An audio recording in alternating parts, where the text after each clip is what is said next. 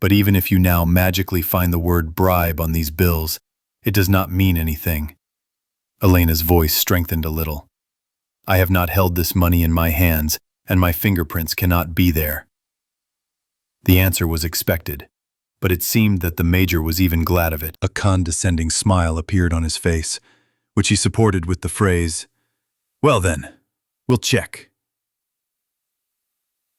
And in a completely different voice, harsh and decisive, he gave the command to his subordinate. "The money to the technical department for examination." He turned to Elena again. "I hope your fingers are in the database. Then don't forget the envelope." Lena's barb didn't reach its target. The Major simply parted his lips in a semblance of a smile. "Certainly." While the remaining operative quickly continued the search, and the Colonel and the Major settled down on chairs at different ends of the office, awaiting the results of the examination, Lena, who did not like the security guard's excessive confidence at all, began to consider the possible scenarios in which her fingerprints could be found on the banknotes. There was silence for several minutes, occasionally broken by the rustling of papers as the operative sorted through them. But he was unable to find anything else criminal. Then his partner appeared in the office and immediately handed the chief the expert's conclusion.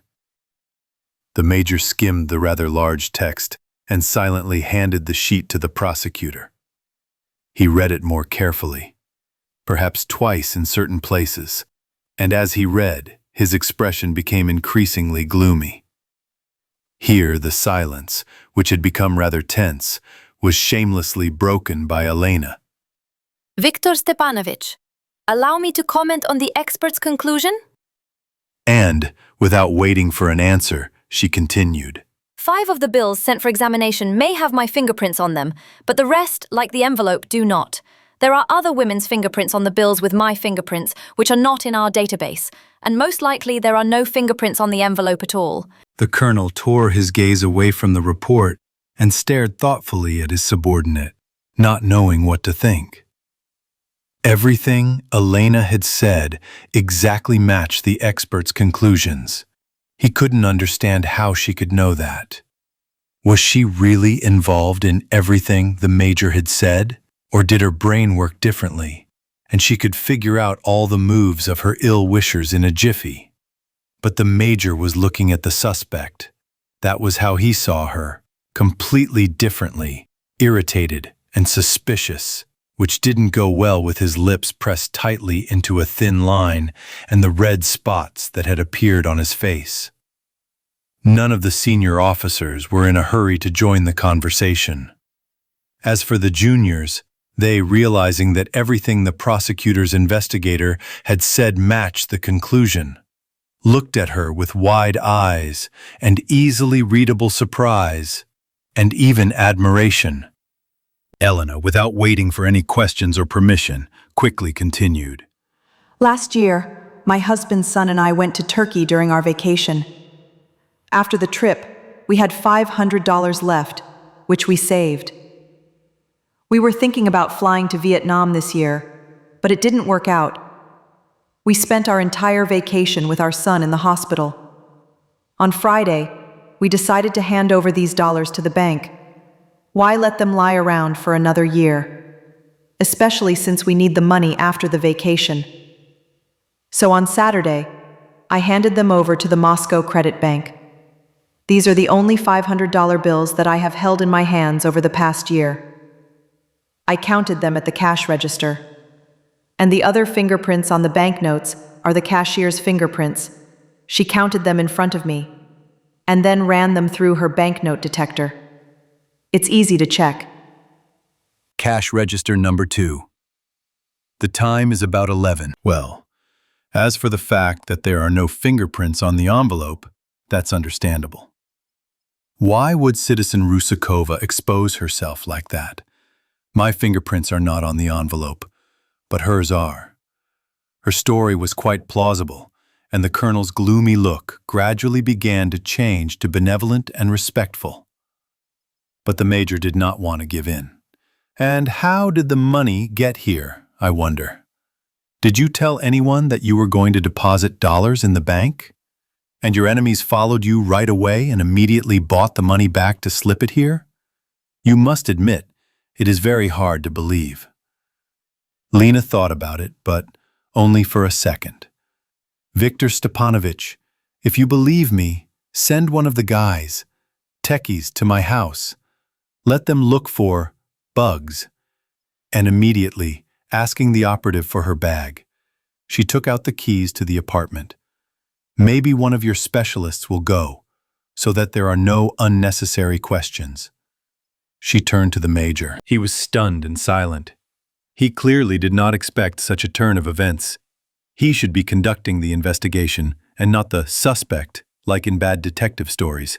But so far, this is exactly how it turned out. The major understood that it was difficult to disagree with her arguments, especially since the city prosecutor was sitting right there and, it seemed, did not object. Moreover, he even signed the search warrant for the Averins' apartment with some haste, simultaneously trying to mend fences with the security major, calling him no longer Sir, but simply Comrade Major. I understand, Comrade Major, that it's your business, but you must admit that the captain's proposal is sound. We need to work on this version. So write out the resolution, and I'll authorize it. Then, maybe, we'll have to look for other villains. And, switching to his charges from the technical department, he instructed them, trying to make a pun and diffuse the situation. You make sure that everything is as it should be, so that with the witnesses, if you find anything, take it off carefully. Maybe there are fingers left. Well, you understand, they're not small. Inventory, protocol, like in the movies. One of the operatives who arrived with the major had to go with the colonel's men. While they were waiting for the search results, Lena voiced her version. We discussed selling dollars only at home on Friday. We were sitting in the kitchen drinking coffee, and Max, my husband, suggested it. Why let them gather dust, he says. A lot of water will flow under the bridge in a year. Maybe they won't even have to go anywhere. But we need money, a salary. Both his and mine will only be available in a month. Only here could we get this information. So, bugs. There is no other way. 2 bugs were found in the Averians' apartment. When the coffee was drunk and Elena's story came to an end, Max, completely stunned by the abundance of news that had arrived, the main one for him being the message about bugs found in the apartment, tried to understand something and kept asking his wife, "What is this?" Someone calmly entered our apartment, put bugs, left just as calmly, and then listened to all our conversations for their own pleasure. And what about the locks? Then his thoughts turned in a slightly different direction, and he asked with genuine fear. Maybe they also put a wiretap in the bedroom. Lena looked at her husband with kind surprise. Well, Max, you're like a child. What locks? Those are only for honest people. Have you forgotten about Manka's father, the bonds? The description is exhaustive. He was a famous sniffer. He smashed safes like bones from compote. Safes, Max, safes. And not these Chinese cardboard doors with the same locks. There are professionals in any business. And it looks like the same kind have come to us. She thought for a moment and continued slyly. And as for wiretapping in the bedroom, Max, bugs are only placed if they want to expose an unfaithful spouse. So you don't have to worry about that. You're not in danger. Yet. Maxim stared at his wife in complete confusion. What do you mean, not in danger, yet? Here Lena couldn't hold back and burst out laughing. Max looked so hilarious in his bewilderment. Alyoshka spent time at his grandmother's, where he went after school to share his impressions of the first school day after the forced vacation.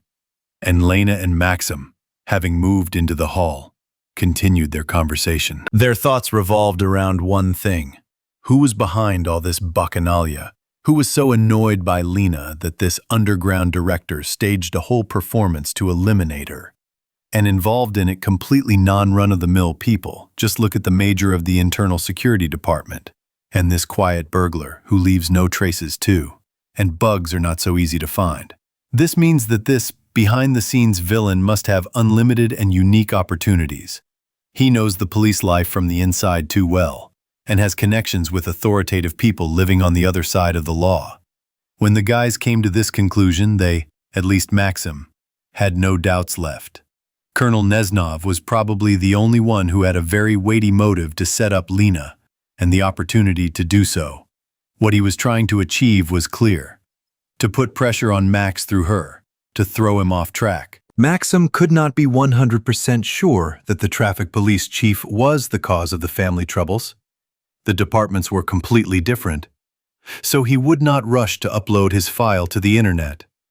And in a week they could haggle, or they could threaten him with bad consequences. But even here Lena hesitated. She wanted to be sure of the colonel's guilt to the end, as incidentally in all her previous cases as a prosecutor. Max, what do you think? Is Valerie at home now? She asked thoughtfully, meaning Valerie Petrov, a neighbor from the apartment across the street, with whose family the guys had quite friendly relations. I don't know, Maxim answered, not understanding what Elena was planning. If at night, then at home. If it's a day off, then maybe at home and maybe not. The end of September. Fishing has begun. Why do you need him? Lena, thinking about something of her own, answered, "You know that he bought a new car?" By the way, he took a Nissan X-Trail for his fishing trip. I know. So what? Maxim clarified, still perplexed. And he installed a surveillance camera on the balcony to keep an eye on his car while it was new. So what? Max asked louder, losing patience, annoyed that he knew nothing about the camera. Yes, he parks his car in the yard, right in front of our windows. We need to take a look. Maybe we'll see something interesting.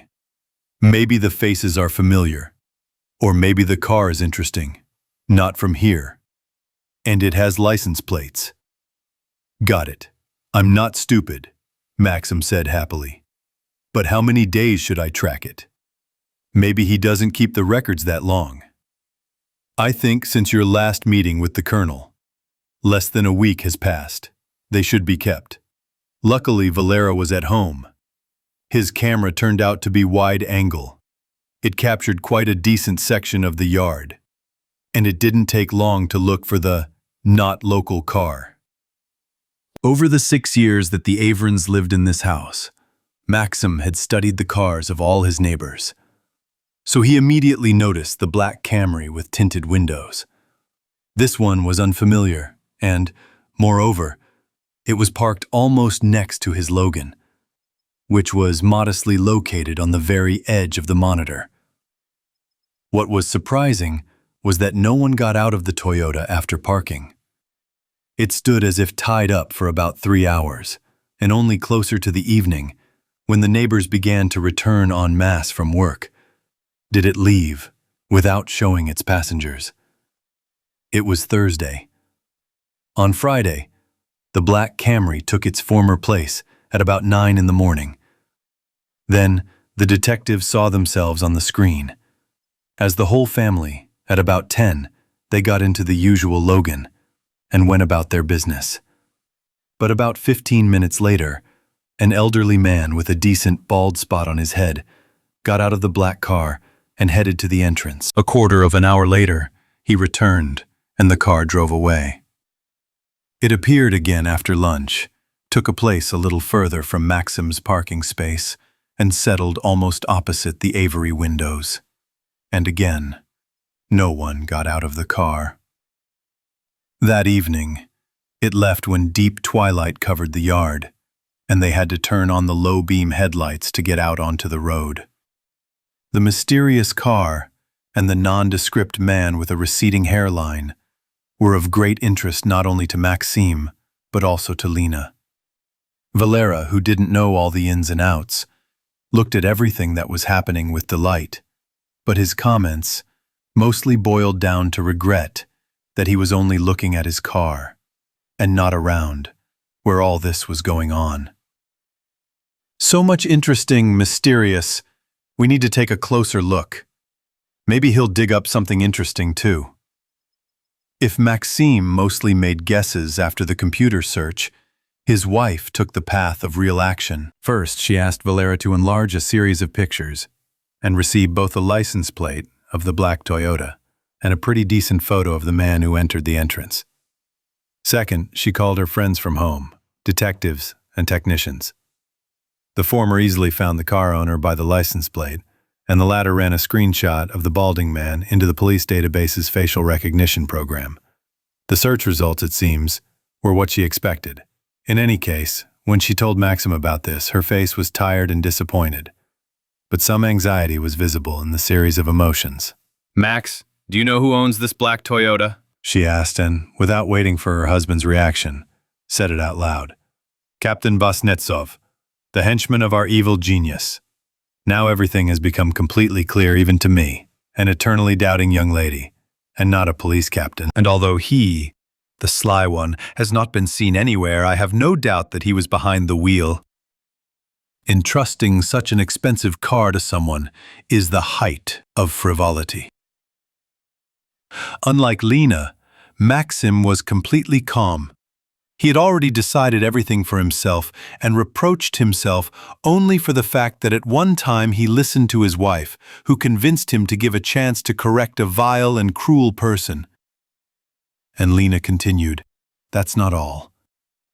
This smart guy with a bald spot on his forehead is none other than a famous thief, a housebreaker nicknamed Deck. He's also an inveterate gambler, but unlucky. He loses most of his loot at cards. He is luckier in his profession. The captain has interesting friends, although not the captain, but rather the colonel. Is it clear who bugged us?" She asked her husband, who was pondering something, and, again not waiting for an answer, continued. And in the car, when we drove under the windows, they listened to our conversations. That's how they found out about the dollars. And what are we going to do now? Her question was easy to read, carefully concealed anxiety. Maxim, sensing her confusion, tried to distract his wife from sad thoughts and answered with an overly optimistic, even in his own opinion, in an inimitable Caucasian accent. "What should we do? Listen, we will punish evil." Lena realized that Max was trying to support her and encourage her in such an extraordinary way, but she only smiled sadly. "I am not against retribution, Max, especially since there is something to punish for. But I still want the court to determine the measure of punishment.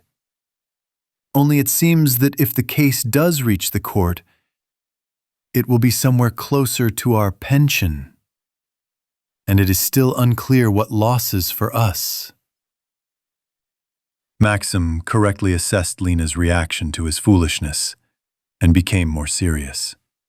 "Where does such pessimism come from, dear wife?" he asked, although he had no intention of waiting for the court's decision. "Max, everything we dug up today is understandable and important only to us. We are sure that Vasnetsov brought Kolota, and he installed the bugs, and we know why this was done. But for the court, this is nonsense. This is all circumstantial evidence. So, there was a car in the yard. So what? So a man came into our entrance. So what? Who knows why? As far as I understand, there are no fingerprints of this Kolota in our apartment. He is not such a fool as to work without gloves. He is a professional, after all. So, it cannot be proven. That's how it is."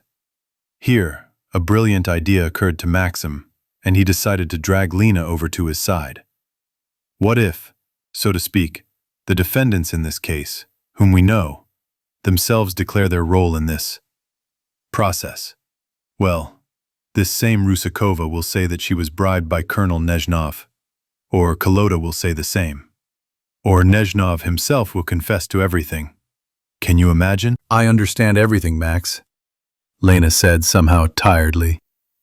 "A protective measure," she thought and still said.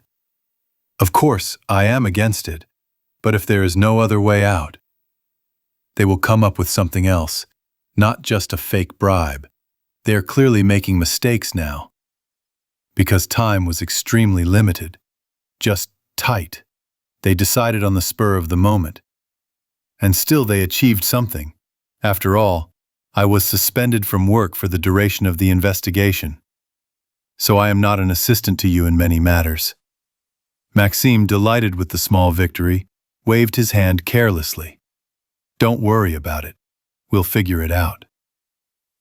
Citizen Rusakova, who played the grief-stricken mother in the investigator's office so masterfully that it would have been a shame to give her a title, lived on the outskirts of the city in a very ordinary 5-story Khrushchevka. Just by the look of the entrance door, one could say with certainty that honored and people's artists definitely do not live here. So this was alarming. The dented metal structure, which bore numerous traces of advertisements pasted on it for months and bright inscriptions by underage artists, was completely devoid of any locking device. There was no trace of any surface-mounted or magnetic lock closer, and certainly no intercom. There was not even a regular return spring, so the door shamelessly swung back and forth, sometimes gaping open, sometimes still bashfully covering the rather shabby entrance vestibule. And this depended only on the place of residence of the scurrying inhabitants of different floors. Those who lived higher up, naturally, did not bother to close the door, but those who lived lower still closed it, trying to get rid of street noise, dust, and drafts, walking around the entrance from behind the second door on the opposite side of the house, which also often did not close. There was a bench by the entrance, probably the same age as the house. It was in the 70s, when the construction of Khrushchev-era buildings was already being completed everywhere, that such garden and park benches, made of individual wooden blocks with cast-iron sidewalls, began to appear en masse, not only in parks and squares, but also in courtyards. They put one like this here. It was painted and repainted many times, but once again, the paint began to peel off in whole layers, so that the appearance of this bench became more and more unpretentious with each passing day. Moreover, one of the blocks at the very back broke right in the middle, and the ends of this unsightly piece of wood rested on the courtyard asphalt, rising at the edges.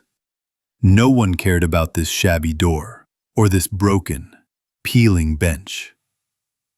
It was here, according to the criminal case, that the young robber Rusakov lived with his mother. Lena remembered this from the criminal case. She categorically refused to go up to the apartment. If this undeserved artist saw her, and even told the major of the Internal Security Service about it, Elena would get into a lot of trouble. And it would end not only with her being suspended from work. Having instructed Maxim what to say, what questions to ask, how to behave, Lena stayed to wait for him and sat down on that very broken bench near the entrance. It was possible to sit there. A few minutes later, the phone rang. Len. Maxim's voice clearly sounded confused. She says that she hasn't been to any prosecutor's office. She was at the police station at the very beginning of the investigation when her son was detained. But she has never been to the prosecutor's office. And today, she only left the apartment to go to the store and take out the trash. Lena smiled at the unnecessary details and realized that Max had not expected such a turn of events and simply had no idea how to proceed. She had an immediate picture. "Send me her photo," she answered without thinking. A minute later, Elena was looking at the photo of a completely unfamiliar woman with some surprise. Well, Colonel, how could he know that she had never met the mother of the defendant? What was this? Competent analysis and subtle calculation precise information obtained from nowhere, or adventurism and impudence combined with incredible luck. The Colonel was not simple. Oh, how not simple. Discouraged, Maxim sat behind the wheel of the Logan, parked near the playground, silent and not interfering with Elena's thinking. Lena had always been the brain center in their tandem, while Max was a good performer. However, not in today's case. If it weren't for Lena's hint about the photo, Maxim would have completely deflated and lost his way. Max, his wife finally interrupted his sad thoughts about today's failure. How do you feel about the theater? She saw even greater bewilderment in his eyes. No, in general. I know that you love the theater. But do you love it so much that you would go there right now? She asked sarcastically. And Maxim realized that his wife had some idea that required immediate implementation. Here's what I think. Lena decided to take pity on her puzzled husband. Madame False Rusakova simply played a classic role of a worried hysteric. Even I believed her and ran out into the corridor to get some water. I think only a professional actor can portray something like that. But what if this young lady who slipped me the money is a professional actress? We'll check it out at the theater. Look at the actors. Maybe we'll find an involuntary acquaintance. On the one hand, it was simple. Even very simple, but it doesn't happen that way. Even if the idea is correct, but for example, in today's performance, False Rusakova might not be involved? So, should I go to performances all week? And it's not a fact that she is an actress. This is roughly how Maxim tried to dissuade Lena from going to the theater, but she convinced him otherwise. Max, you probably haven't been to the theater for ages. You forgot that there are always photographs of the entire troupe of actors hanging in the foyer. We'll just look at them and that's it. I remember it well. And we don't even have to watch the play if you don't want to. Of course, Maxim loved the theater and had been there several times, especially during the honeymoon period before the wedding. And then, too, although his basic knowledge of the theater was mostly limited to Stanislavski's undying phrase, "The theater begins with the coat rack." For some reason, it always popped into his memory when the conversation turned to the theater. The season of the City Drama Theater, named after A.N. Tolstoy, opened in early September, and by today, the ardor of inveterate theater-goers, regular visitors to premiere performances who knew each other by sight, had died down a little so that tickets could be bought right before the show began. Today, they were showing The Vertolock Family, based on a story by Tolstoy, only not Alexei Nikolaevich, but Alexei Konstantinovich, a real count, and not Red, as the Soviet writer was seriously called, after whom the theater in the city was named. By the way, the Red Count, who was at one time an emigrant and a titled nobleman, who somehow managed to become a favorite and darling of the Soviet government, was a distant relative of the real Count. Lena casually told all this to her uneducated husband, who had no idea that in addition to the two well-known Tolstoys in the world of literature, there was a third, also a Count, while they were wandering around the second-floor foyer, looking at photographs of the local troupe of actors. The huge portraits of the artists, almost half the height of a human, taken by a professional photographer, looked impressive and attracted a lot of people. So no one paid attention to Lena and Max, who were busy looking for the swindler. Most likely, the future viewers could not even imagine that a real criminal investigation was unfolding right here and now before their eyes. Maxim had not seen the false Rusakova, so he did not bother to look for her, but simply moved from one portrait to another, trying to find familiar faces. He had been to the theater after all, although not often. Almost in the center of the portrait gallery, he finally saw the smiling face of a man he knew not only by hearsay, but had also seen in a play 2 years ago. According to a long-standing tradition, during school holidays, the City Drama Theater always gave a matinee performance specifically for children. Usually it was either a fairy tale for little ones or a funny comedy for older kids. The Averins and their whole family got to see one of these. They were counting on seeing a fairy tale, but instead ended up seeing Andrei Kuznetsov's Moscow Holidays. Maxim remembered the name of the play's author even now. A funny comedy about high school students, and for high school students, where the main role was played by Sasha Zazibin, whose portrait was now hanging in front of Maxim. He played in a very original way, which is what Max remembered. All 2 acts, Zazbin's character, Alyosha Zdanovich, ran across the stage with a decent stack of paper sheets in his hand, not forgetting to periodically look at them. It seemed that the actor simply did not know the role, and was thus somehow insuring himself. True, at the beginning of the second act, in order to justify his extraordinary behavior on stage, he nevertheless told his partner in the episode that he was going to enter the institute in the mathematics department and used every free minute to study mathematics. Something like, "This is not Tchaikovsky, Shostakovsky, this is mathematics," was even said by the audience and caused a cheerful excitement in the hall.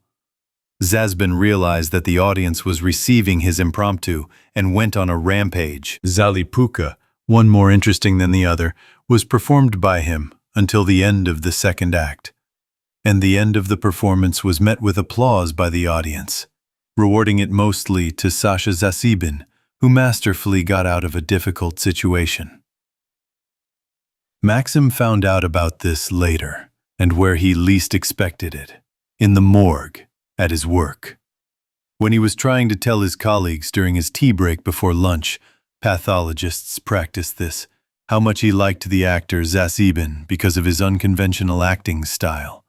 Natasha, the same one who had pestered him with her pranks in his first year of service, suddenly said, "Yes, Sasha is a great guy." He was introduced to this role literally 2 hours before the performance. The role of Zhenovich was supposed to be played by Andrei Zhenovich, an actor in their theater with that last name. But he couldn't, because of a severe hangover from the New Year. But Sasha saved everyone, and Zdanovich was given a reprimand, that he would know when to stop. Here Maxim remembered that in the program, in the list of characters and performers, the name of Alexander Zazibin was written by hand above some other name, painted over with a ballpoint pen. And Natasha, who turned out to be not only an avid theater-goer, but also a special access point behind the scenes, shared all sorts of theater tales and gossip with her colleagues the entire break. It turned out that Sasha Zazibin, whom Max liked so much for his originality, a tall and handsome guy with slightly curly blonde hair, vaguely reminiscent of a young Yesenin, was a hero. A lover not only on stage, but also behind the walls of the theater. He had no end of admirers, and he shamelessly took advantage of this. Only, he had already managed to get married and divorced 2 or 3 times. Natasha spoke about his adventures with easily readable melancholy and a touch of sadness, clearly regretting that she was not the object of his desire. In any case, that's what Maxim thought. So he remembered the local landmark and now looked with interest at her portrait, completely ignoring Elena. Lena lingered for a long time at the opposite wall, opposite the portrait, which depicted a rejuvenated woman whose age, despite all the tricks of the photographer, was still quite clearly visible. At first she examined the portrait from different angles, then began to look for Maxim, who also froze near the photograph of the actor, a man. A couple of minutes later their eyes met, and Max hurried to his wife. "It's her, Max," Elena stated categorically, not doubting that Maxim would understand who she was talking about, then smiled. "And you said, 'Too easy.' We must be lucky someday." A woman of about 45 years old looked at Maxim from the wall, which she carefully concealed, and only small raised wrinkles near the eyes which the photographer did not pay attention to, and the décolleté area said that this was not a young girl, but a person who had seen life. Despite the laughing eyes, life experience was visible in them, which you can't call easy. Natalia Prilinskaya.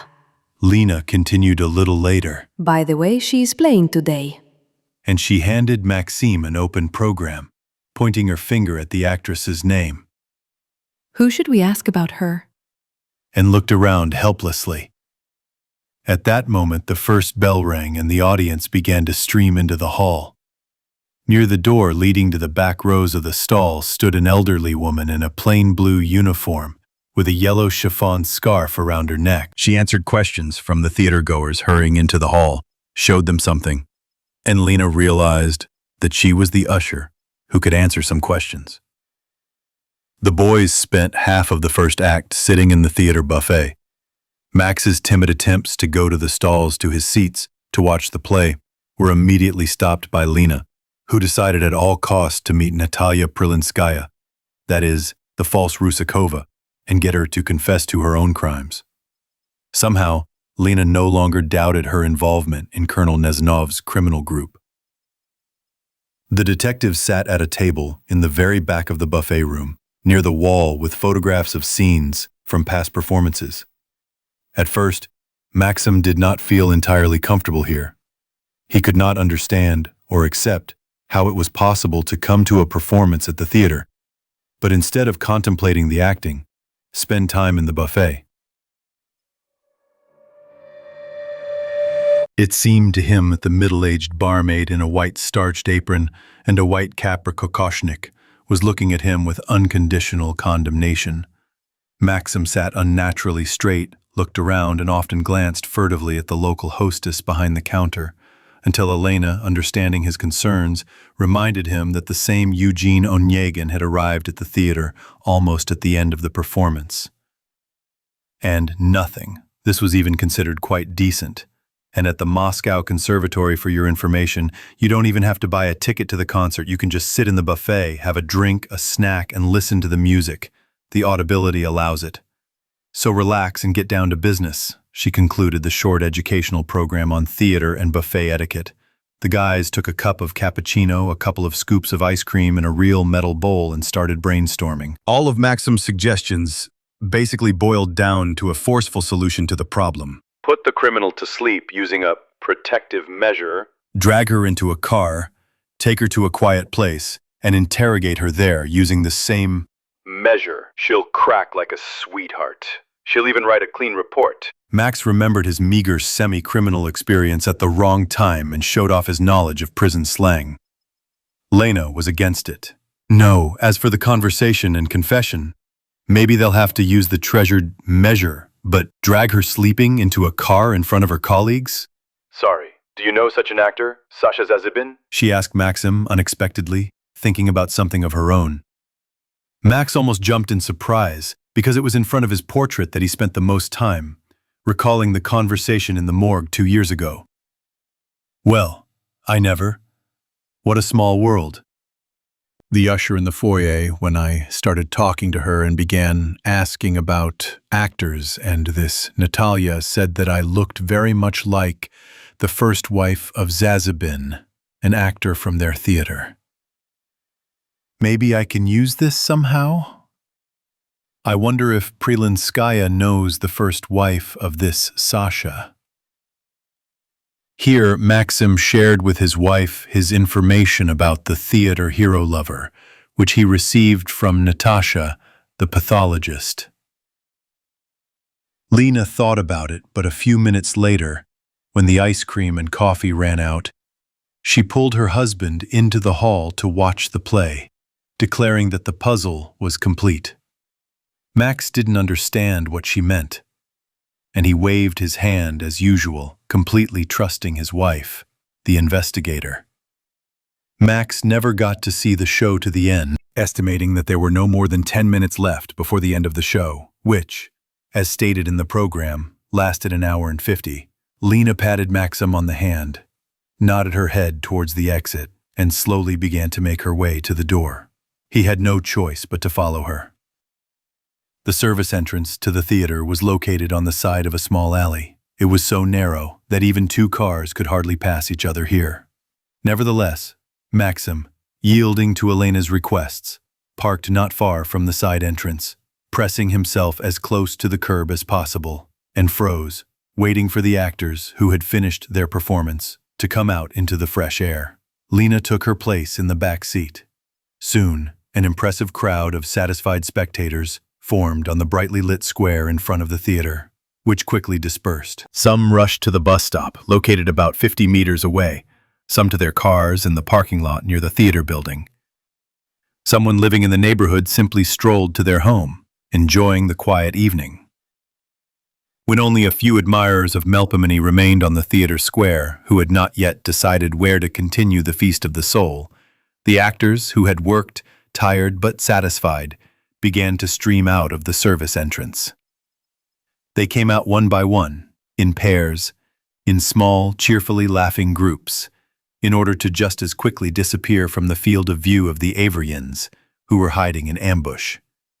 Lena opened the door slightly, got out of the car, rested her chin on her hands folded on the passenger door, and began to peer closely into the dim spot of light near the service entrance, where everyone leaving the theater momentarily found themselves.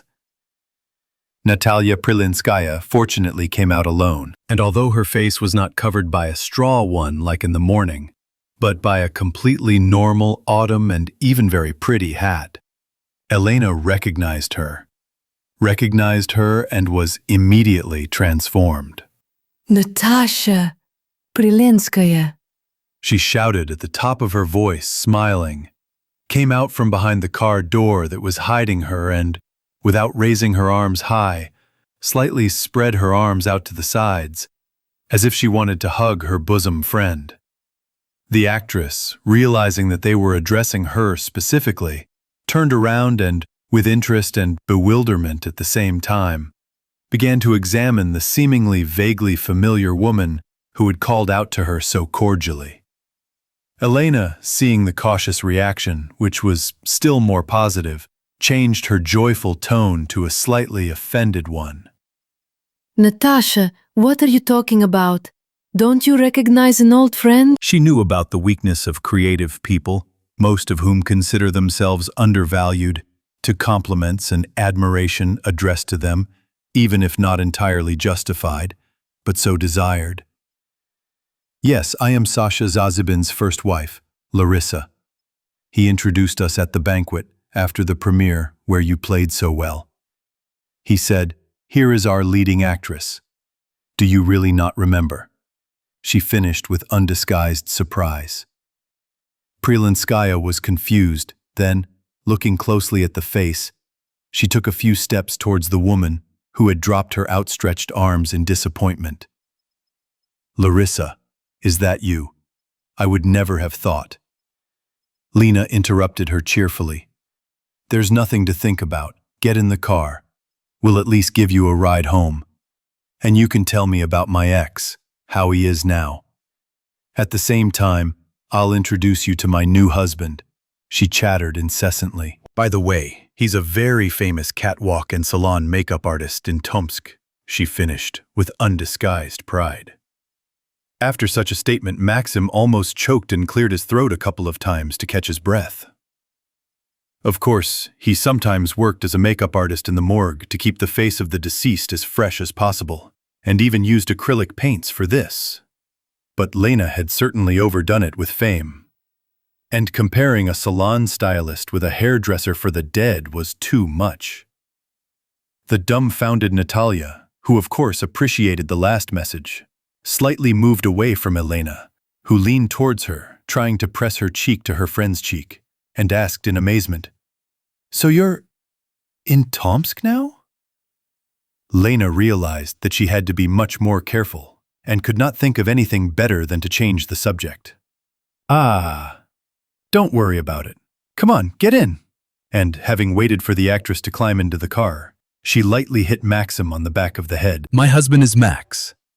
"Max, say hello," she said a little arrogantly, immediately demonstrating who was the boss in the house. Maxime greeted her affably, and, trying to get away from the theater as quickly as possible, immediately clarified, "Where are we going?" They had to go to Gidroturbini, a fairly comfortable village almost on the very outskirts of the city. The modern 9-story buildings, where the false Rusakova lived, were not at all akin to those Khrushchev-era buildings where the real citizen Rusakova lived. Without hurrying, as if giving his girlfriends time to chat, Maxime reached Gidroturbini in about 20 minutes. It was dark outside, but the LED lights recently installed along the road brightly illuminated the roadway, the sidewalks, and even some of the courtyards. It was impossible to find a secluded spot for a serious conversation with Natalia, as they had planned. "Max, turn here." Lena nodded toward a small area in front of the Pyatarachka store, which stood a little to the side of the road, which was not so clearly lit. There were only 2 or 3 cars without passengers parked in front of the store doors. Maxime pulled over a little to the side, although it was practically impossible to see what was going on in his car because of the tinted windows.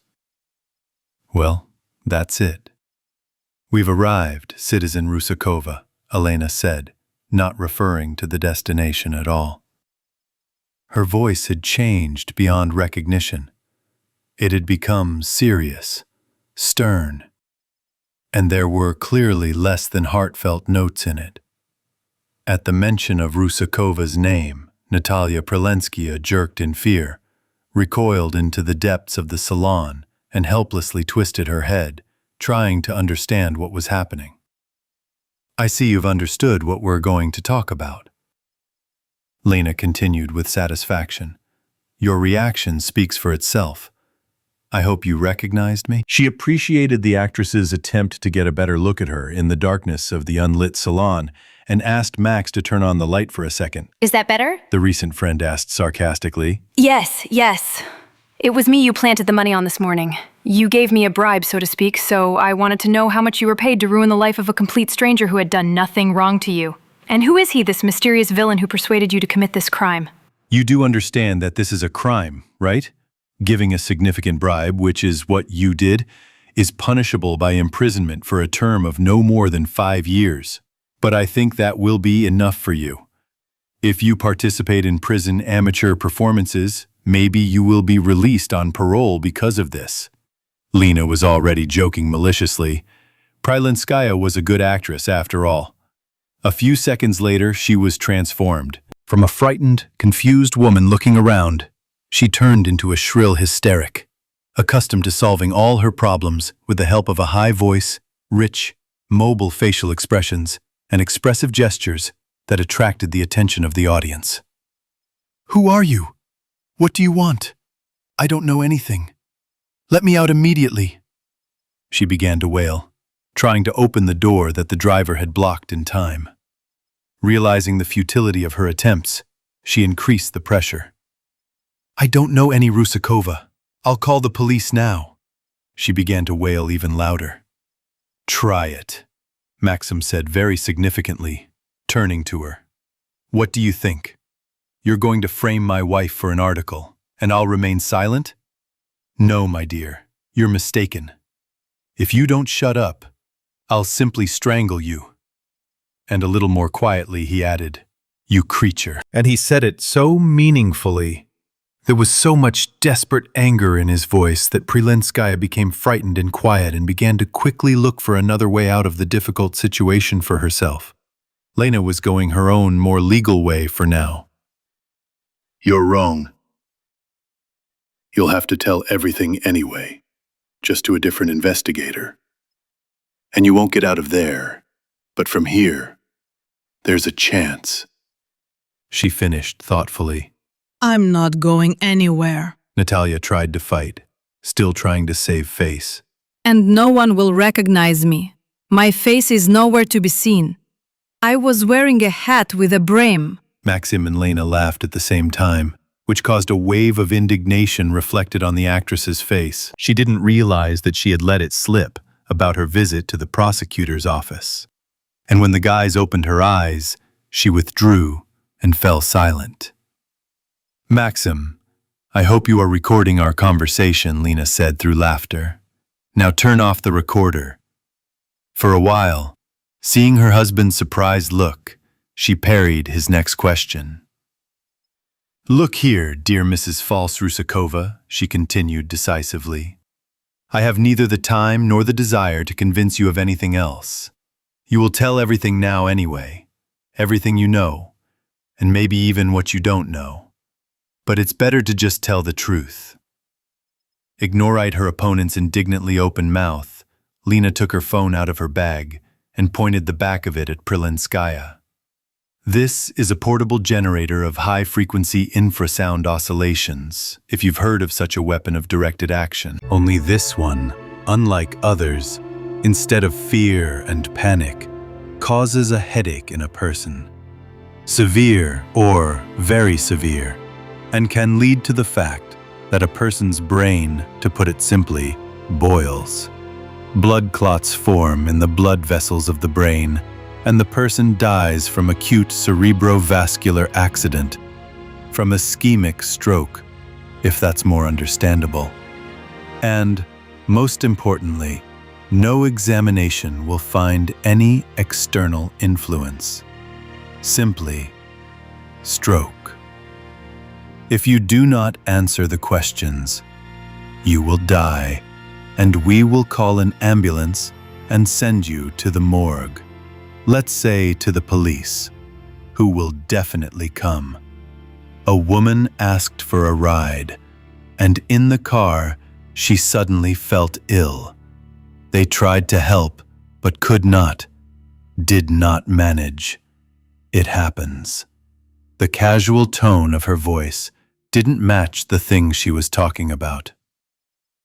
It was hard to judge Prilinskaya's reaction in the dark, and Lena decided to show her that the conversations she was having were not a joke. She gently poked Max in the shoulder to keep him awake, and turned on the flashlight on her phone, directing its light into the stubborn passenger's face. Maxim, who was listening attentively to the conversation and actually recording the dialogue on a dictaphone, understood everything correctly. In the light of the flashlight, it was visible how Natalia's eyes first began to dart around. Then, her face wrinkled, a grimace of pain appeared, becoming more and more expressive. Then a groan or a sob was heard, and she grabbed her head with her hands. Max immediately relaxed the effect. Lena turned off the flashlight. "Did you understand everything? Is that enough? Or should I repeat it?" she asked, without a drop of pity. From the darkness of the salon, which seemed even thicker after the light of the flashlight, a quiet voice was heard. "I will tell you everything." "Max, record it," Elena commanded. The investigator felt in his element again. "A friend of mine actually asked me to do this. And he gave her the money for this business too." Natalia began her confession, but Lena did not let her continue. "Stop! Stop!" She stopped her harshly. "This will not do. What kind of vague phrases are these? One person for this business. The recording is being made, Natalia, mostly for you. It will replace a written confession for now. Then you can write it too. Let's start with specifically who, in detail. For what business, what amount, and so on in order. You'll get home faster." The last phrase spoken by Lena inspired some optimism in the mind of the frightened actress. It wasn't that she was afraid to say goodbye to life, to die at 45 years old, some kind of nonsense. Natalia simply did not realize what was happening and did not fully believe either Max's threats or the deadly effect of Elena's strange weapon. But she still decided to be frank. She did not want a repeat of such a terrible, all-consuming, mind-clouding headache.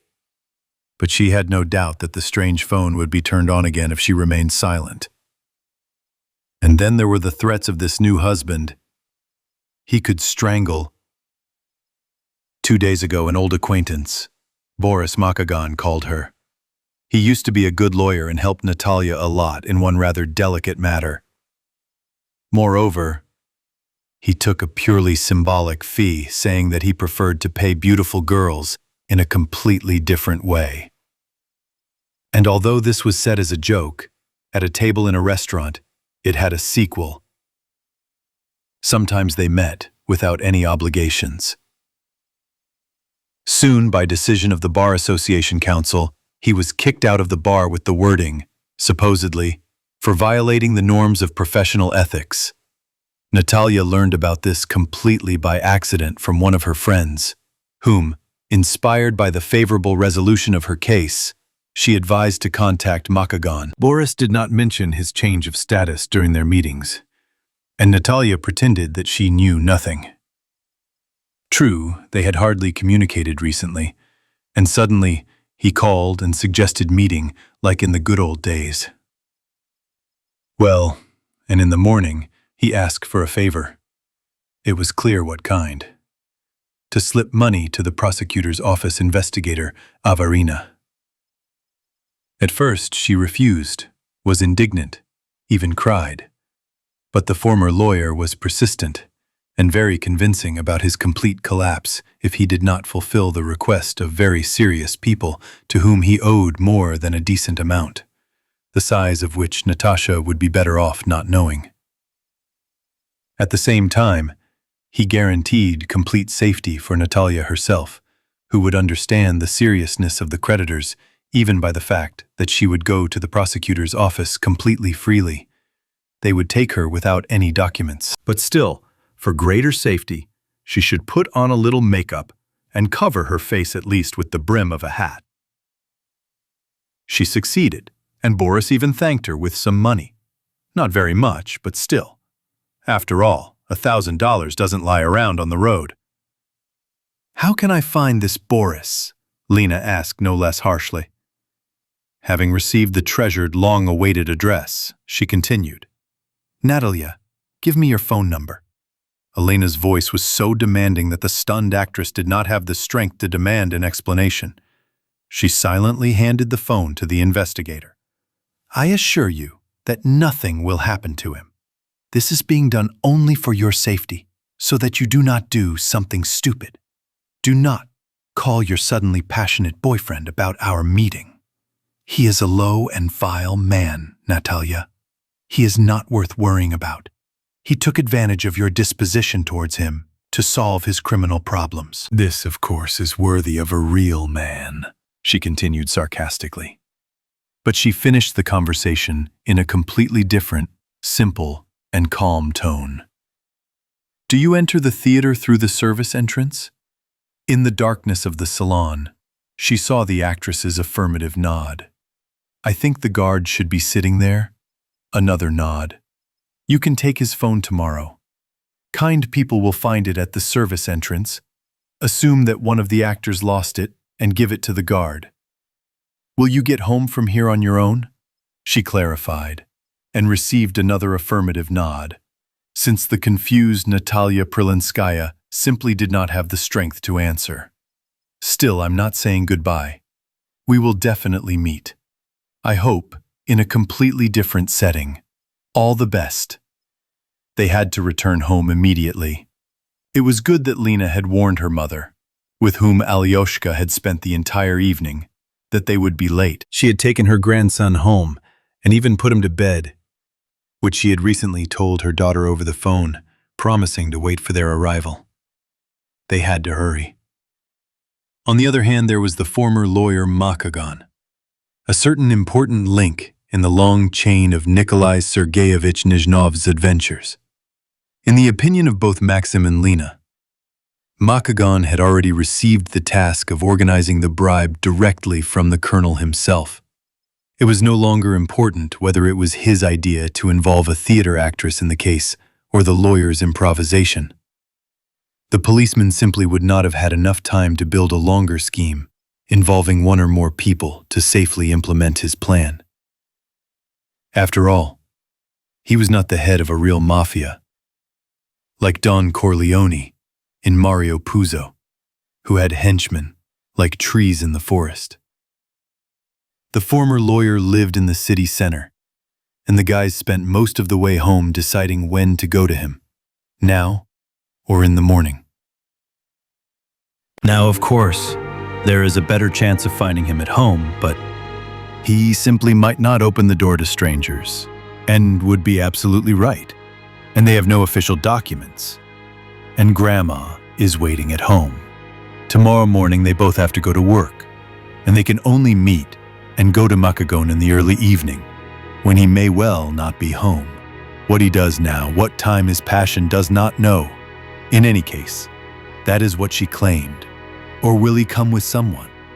There was no point in waiting for him near the entrance now. They did not know his face, did not specify the make and number of the car, which might be possible only tomorrow, and they could easily look through it.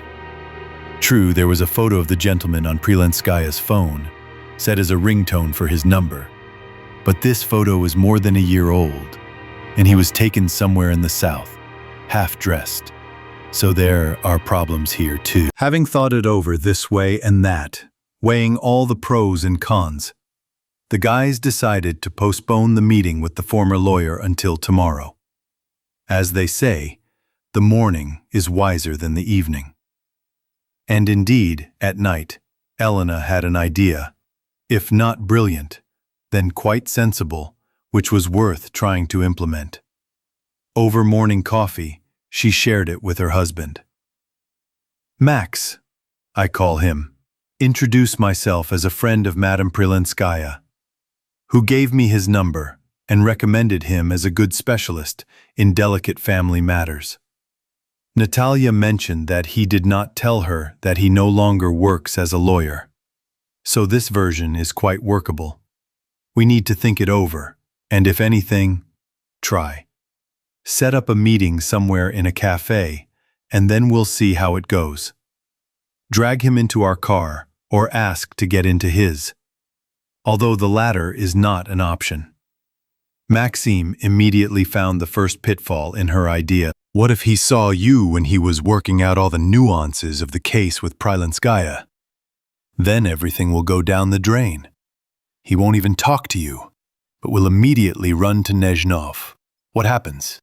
The investigator, who, according to their plan, should already be sitting in a pre-trial detention center, instead somehow got to the suspect, the organizer, and is preparing to lock him up. And this colonel? Max couldn't help but curse. Will definitely stir up something else in a flash. We must either wait or come up with something else.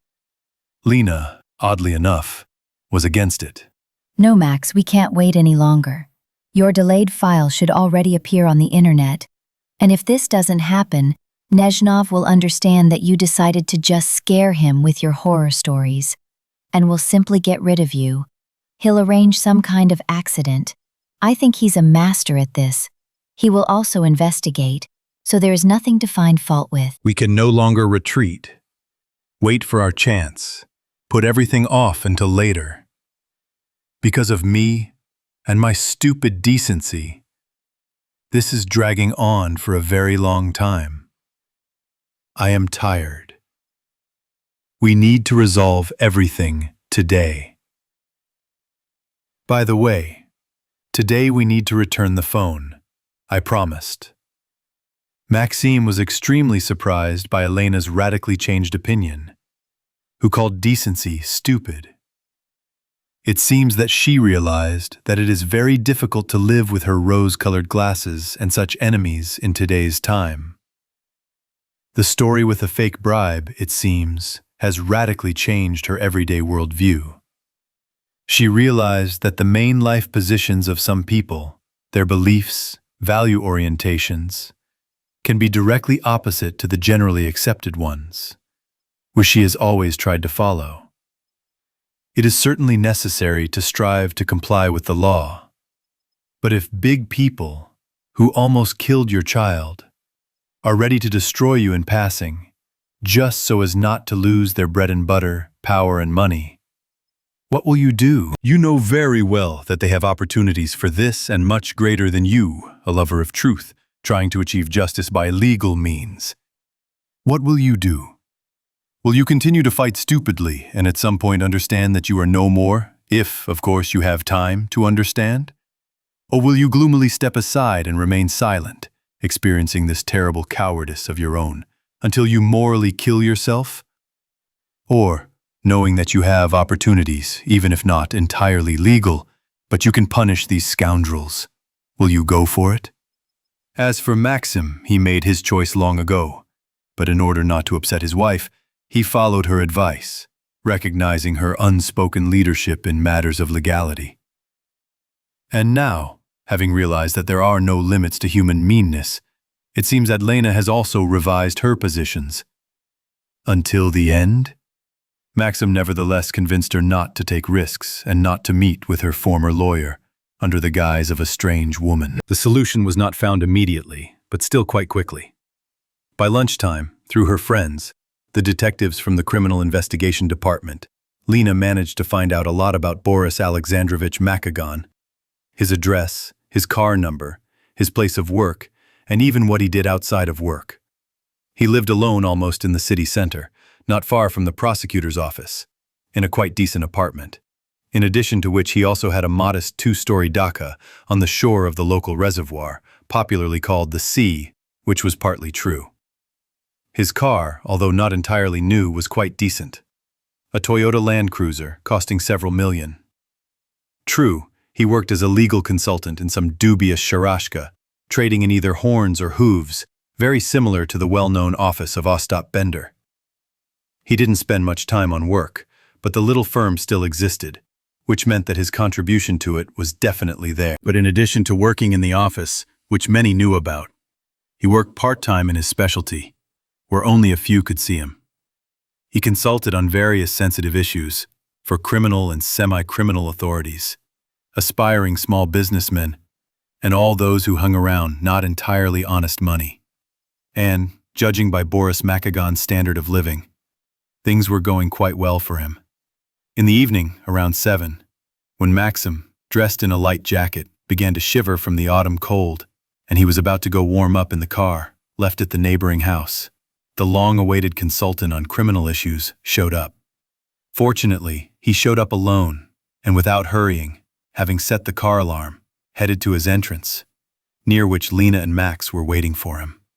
Makagon looked indifferently at the unfamiliar couple sitting on the bench, but did not attach any importance to this. The house was large, 9-story, and he did not know all the residents even in his entrance. Chatting cheerfully, the guys jumped into the elevator after him, asking him to stay for a second. But in the elevator, a misfortune happened to the distinguished man. He suddenly turned pale, broke out in a sweat, began breathing rapidly, leaned his back against the wall of the elevator and tried to loosen his tie. Lena, who had not expected Maxim to resolve the problem of contact with his former lawyer so quickly, although she had been secretly expecting something like that, asked quite sincerely in an anxious voice, "What's wrong with you? Are you feeling unwell?" She did not wait for an answer, and asked with even greater anxiety, "Should I call an ambulance? Should I walk you home? Is there anyone at home? Tell us, we'll call." At that moment the elevator stopped and the man, without answering, attempted to get out of the cabin. He did it poorly and, helplessly swaying, he looked at his friends. Then he finally made up his mind. "I don't know what's wrong with me. My head is spinning. I'm shaking all over. Help me get out, please. I live here in 1957. The guys grabbed the unfortunate victim by both arms and led him out of the elevator and, carefully supporting him, led him to a heavy, rich, clearly not Chinese door with 2 locks, one of which was a combination. Here Boris Alexandrovich seemed to feel better. Straightened up on his own, got the keys, but was in no hurry to open the door, and thanked his involuntary fellow travelers, declaring that, from now on he'll do it himself. Well, if I do it myself. Having said goodbye affably, they headed to the elevator and froze, waiting for the elevator that had already fled. Meanwhile, the owner of apartment number 57 opened the door and tried to enter the house, but apparently his strength left him and he fell heavily headfirst into the hallway. The crash from the fall was not that significant. In any case, no one from the neighboring apartments bothered to inquire about its origin. They had to help the poor guy, drag him into the apartment, undress him, and lay him on the luxurious leather sofa in the living room. Max, did you overdo it? Lena asked just as anxiously, to which Maxim only waved his hand dismissively. He'll catch his breath in a minute. His blood sugar just dropped. He'll get up in a minute. And indeed, after a couple of minutes, the breathing of the lying man became more rare and shallow. The pallor was replaced by a slight reddening of the face, and then he opened his eyes. His cloudy, wandering gaze became more and more meaningful, and then he asked, not without difficulty, "Who are you? What are you doing here?" Apparently, this was more important to him than questions about his own health. Maxim, having made sure that the suddenly recovered patient was adequate and able to perceive information, slightly leaned over him and said breathlessly, "We are your angel saviors. We have come to save you." Holding Boris with his hand, who was trying to get up and muttering, "What nonsense," he continued, Yes, precisely, to save from prison," and abruptly changed his voice. "That's enough. Rise, Golden Company," and then immediately pushed him in the back, helping him to sit up. Lena, like Makagan, was struck by the change that had occurred in Max in 1 second and shuddered involuntarily. She had not yet entered into the conversation. Maxime was inferior to the owner of the apartment in height, build, and probably strength, but the attack of hypoglycemia that had just occurred had firmly chained him to the back of the sofa, but did not interfere with his thinking. Boris remembered that he had been riding with these people in the elevator, and they had even helped him get to the apartment when he suddenly felt ill. But what did angels in prison have to do with it? What nonsense! Makagan continued to repeat to himself. Maxim took out a phone he had prepared in advance and offered the legal consultant in a friendly manner. "Let's listen to one monologue. Then I hope you'll understand everything," and turned on the recording of Natalia Prelenskaya's confession. Makagan was a strong and strong-willed person. It was not for nothing that even when he was deprived of his lawyer status, he remained, if not in the profession, then somewhere close to it. He did not break down, did not start drinking, but continued to do his own, albeit not entirely legal, business, lived in harmony with himself, and lived well. Only a person, albeit unprincipled, but truly determined, can do this. And now, weakened physically, but already strengthened in his thoughts, he listened to the tape recorder, without reacting in any way to the revelations directly concerning himself. And yet it was about preparing for a crime of which he was directly accused. With feigned indifference, but very attentively, the former lawyer listened to the recording to the end without asking a single question. Lena, who was secretly watching him, realized that this opponent would be stronger than his mistress, who had given away all his secrets after the very first, insignificant suggestion. When the story was over, Maxim and Lena remained silent. Makagan was the first to break the silence. "So what? I don't know this woman, and everything she says is complete nonsense. And who are you, actually? And how did this recording come into your possession?" "It's clear that it's illegal, and won't have any significance for the court. On the contrary, I'm a lawyer. I know." He wanted to say something else, since he felt himself in his element. But Max harshly interrupted him. Unlike Lena, he didn't consider his opponent strong, and he wasn't going to stand on ceremony with him. "That's it. Enough. We've played around with the legality. You're not a lawyer, but a former lawyer who was stripped of his status by your own colleagues, threw out of your society like a puppy who had done a bad job," Maxim drawled, emphasizing the word former. "Do you feel the difference? And you still have to live until the trial?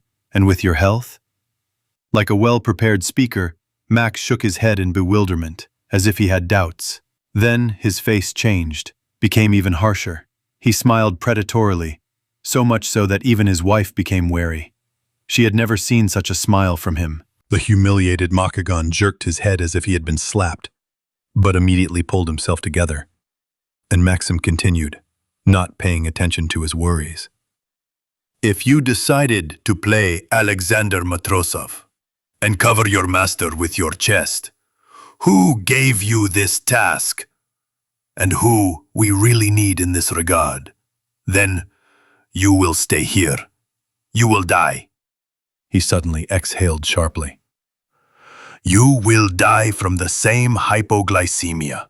He was getting more and more excited. What? Are you relieved? It won't last long. It will happen again soon. I am a doctor, I know.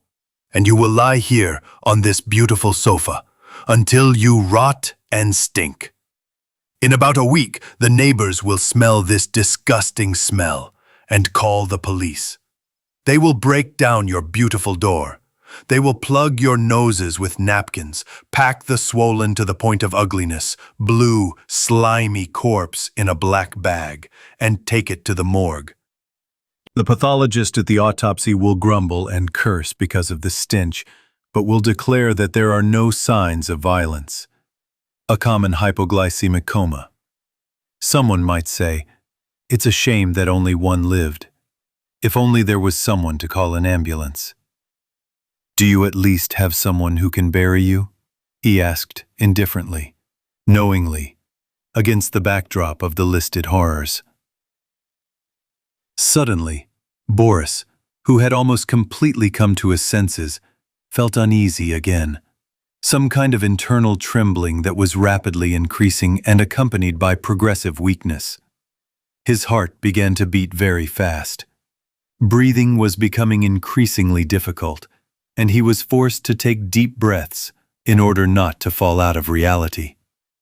At the same time, his lips, tongue, fingertips began to tingle. And then something began to happen to his psyche.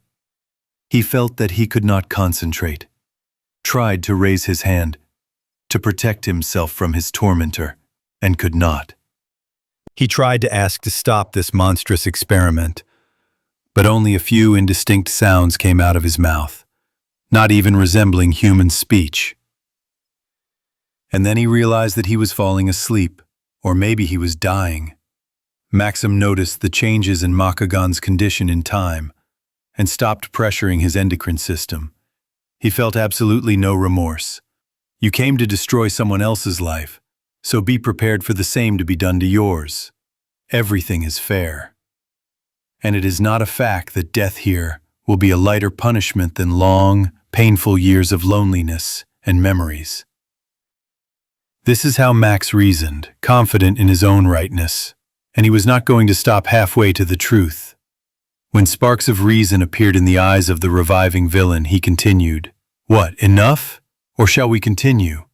Maxim grinned again, then exclaimed in amazement, "Yes, you are still unfamiliar with angina. Now you will get acquainted."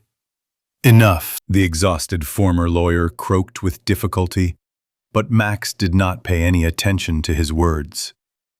With a sadistic pleasure, he took revenge for his wife. For Lena, who even in such scoundrels, criminals, tried to discern a person, an individual, a personality, and the reasons that made them like that, and they repaid her with a completely different coin. A minute later, a sharp pain appeared in Makagan's chest, which became stronger and stronger with each passing second. It quickly filled the entire left half, spread to the left half of the neck, rushed into the left hand to the very fingers, then to the shoulder blade, and even to the teeth. It was impossible to endure this pain. Boris remembered that he had heard somewhere the common name for this disease, angina pectoris, and immediately imagined this toad in the form of a red-hot iron standing on his chest. He could not take a deep breath, literally feeling how the pain intensified, gnawing at him more and more. On top of everything else, sweat started running down his face in large drops. Drops were running down his cheeks, chin, and further down his neck, but he didn't have the strength to raise his hand and remove these unpleasant tickling drops. He froze, pressed his hand to his chest, and was afraid to move. And he also became scared, very scared. He suddenly realized that right now he could easily die, and he realized this quite clearly, and not in some abstract way. And he had never had such a feeling of fear. Unable to fight the growing pain, Boris closed his eyes in exhaustion. After 5 to 7 minutes, which seemed like an eternity, the pain began to recede, and he wanted to open his eyes again. Makagan tried to move. There was no pain. He raised his hand to his face and wiped away the sweat that was still bothering him. There was no pain. He took a deep breath, and again no consequences. God, how good, he thought. And how I want to live.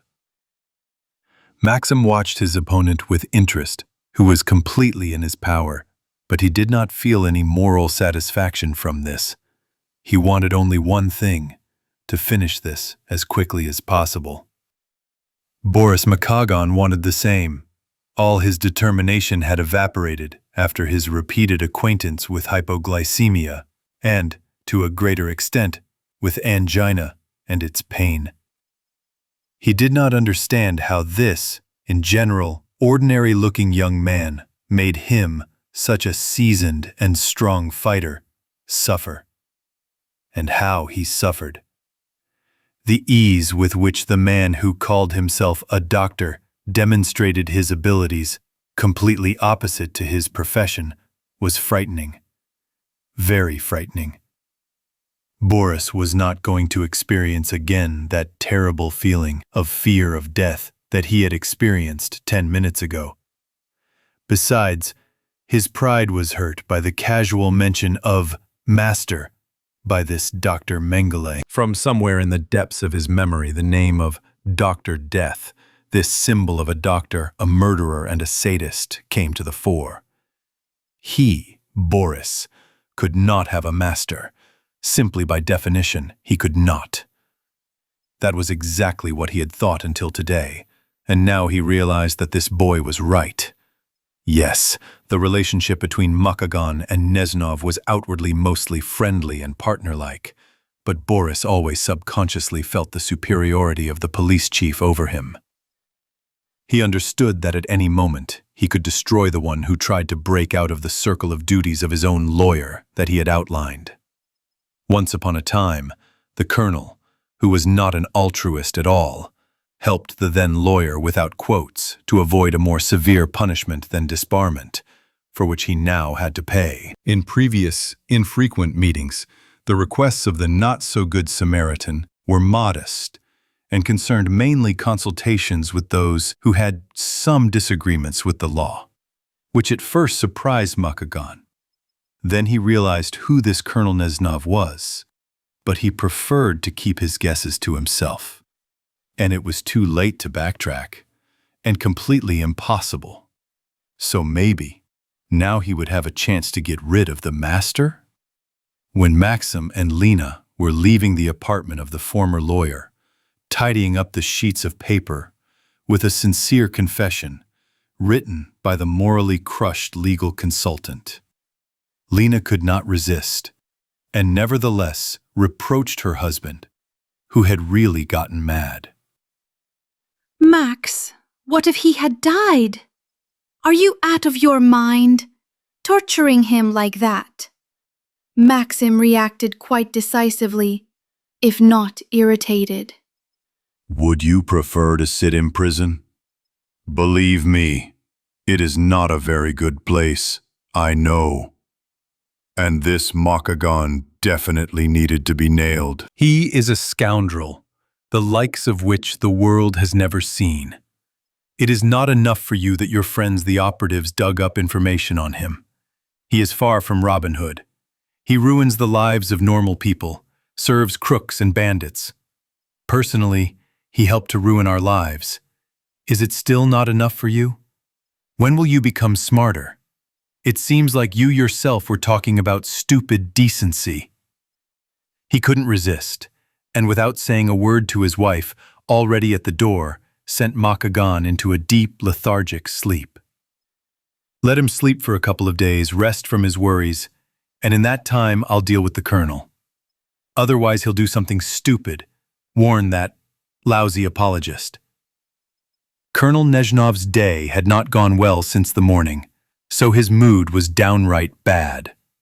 That's why his morning report was crumpled and nervous, although the colonel had no reason to scold his Arkarovites. Well, never mind.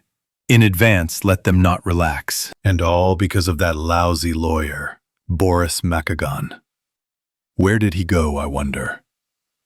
Maybe he decided to hide. I wonder from whom. Although his idea with the theater actress seemed to have worked out well. Moreover, there was no need to overtax his little man in the prosecutor's office to give this Averina money. He only had to look at the investigator's latest case and quietly bring this actress to the prosecutor's office. Well, as for this Major Usoltsev from the Internal Security Directorate, just give him a hint. How he dislikes his fellow cops. It's even funny. The day before yesterday, everything seemed to have gone well. Boris called back and boasted that everything had ended wonderfully. He met his actress almost at the prosecutor's office doors, took her home himself, and didn't forget to mention a pleasant bonus for the young lady in the form of a cash payment. He even named a tidy sum, clearly expecting the colonel to compensate for all expenses. A sly guy, faithful Vasnetsov, who was relaxing near the prosecutor's office to keep an eye on things, confirmed everything, both about Makagon and the actress, and about the major from the Internal Security Directorate, who, after the fake actress had disappeared, soon entered there with 2 escorts. Today, the colonel wanted to meet his lawyer, to find out everything in detail to hear, so to speak, the story from the first, or rather, second hand. The actress had certainly told him everything, but he couldn't get through to him. The call went out, but no one picked up. That's why the chief's mood was disgusting in the morning. He didn't like it when something didn't work out, or didn't go according to his understanding. By lunch, however, things had gotten better. His mood had improved. This Boris wasn't going anywhere from the submarine. He'd probably show up by evening. Lena and Maxime did not yet know what to do with the documents that exposed both the mayor's son and Colonel Neznov's hit and run, and the cover-up, the organization of the fake bribe, which were piling up more and more. Lena asked for an evening to look through everything again and systematize it, and then decide what to do with these papers. Maxime, who unexpectedly liked the role of a tough operative who is 100% sure to get a confession from criminals, suggested running after this werewolf in uniform in the same way, but Elena was against it. Max, it was just luck that we managed to talk to them alone. They didn't know us, they didn't see us. No, the fake Rusakova saw me, but she mostly hid her face under her hat. Now I understand that. That's why we managed to fool her. And the colonel knows you very well. He's seen you more than once, and he has more experience in such matters than Madame Prilinskaya and this fake lawyer combined. And you won't find him alone anywhere. You can't go to his office, where there are always a lot of people. They'll definitely take you for a ride there. The protracted moralizing ended with Max promising not to pay any visits to Neznov at work. And then he got lucky. In the morning, a man died in the surgery department with a stab wound to the stomach. It seemed like a routine situation which happens, if not every month, then at least several times a year. As a rule, everything ended well in such cases. But not this time. Here, everything went wrong. An elderly, moderately overweight proletarian, well drunk, offended by the whole world because it did not understand him, decided to splash out his internal protest and began the re-education of society with his own wife. When it came to fists, the daughter, who was over 30 herself, without thinking twice, stabbed her daddy in the stomach with a knife, since she could not otherwise pull him away from her mother, who was being beaten. The man calmed down, either from bewilderment, how could this happen, his own daughter, or from pain, and he treated the call to the ambulance completely calmly, probably even rejoiced. In any case, he climbed onto the stretcher himself and quickly crossed his arms over his chest, as if to say, "I'm ready, let's go." The city's 8th hospital was on duty for emergency surgery, and the doctor on duty, Volodya Potemkin, seeing the picture of a penetrating wound to the abdomen, almost immediately took the sufferer to the operating room. There was nothing out of the ordinary during the operation either. Yes, a penetrating wound. Yes, liver damage. Yes, blood loss. But, thank God, insignificant. Everything was quite ordinary. The liver wound was sutured, the abdominal cavity was washed, dried, a drain was inserted into the subhepatic space for safety, and the abdominal wall was sutured.